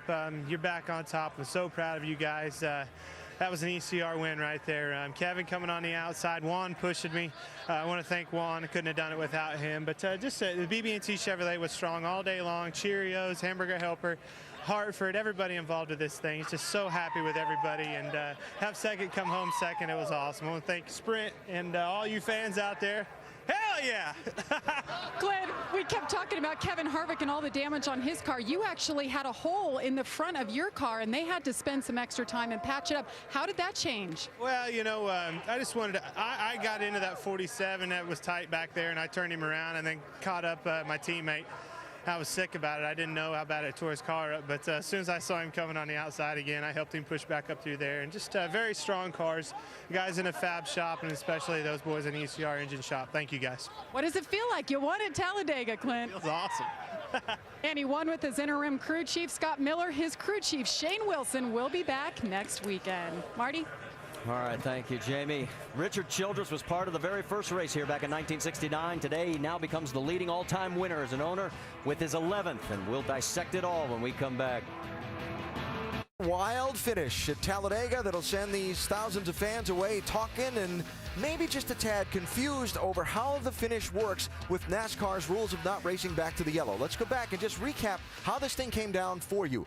Once the leader has taken the white flag in a race, if the caution is called, that's it. The race is over. The field is frozen. NASCAR has a mechanism up in the control tower that links together their videotaping system, their timing and scoring computers, the caution lights on the track, and so on. When the race director pushes the button, all the video cameras are time-stamped, the caution lights are turned on, and if you look, this is the moment that caution was pushed.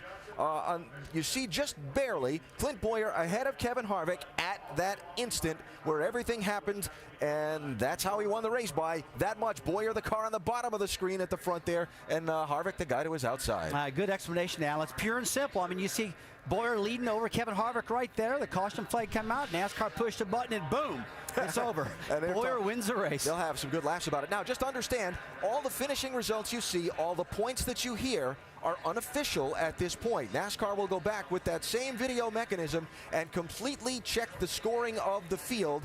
So the 2-point difference between Jimmie Johnson and Denny Hamlin and so on, that may get adjusted slightly pending the confirmation of the final results.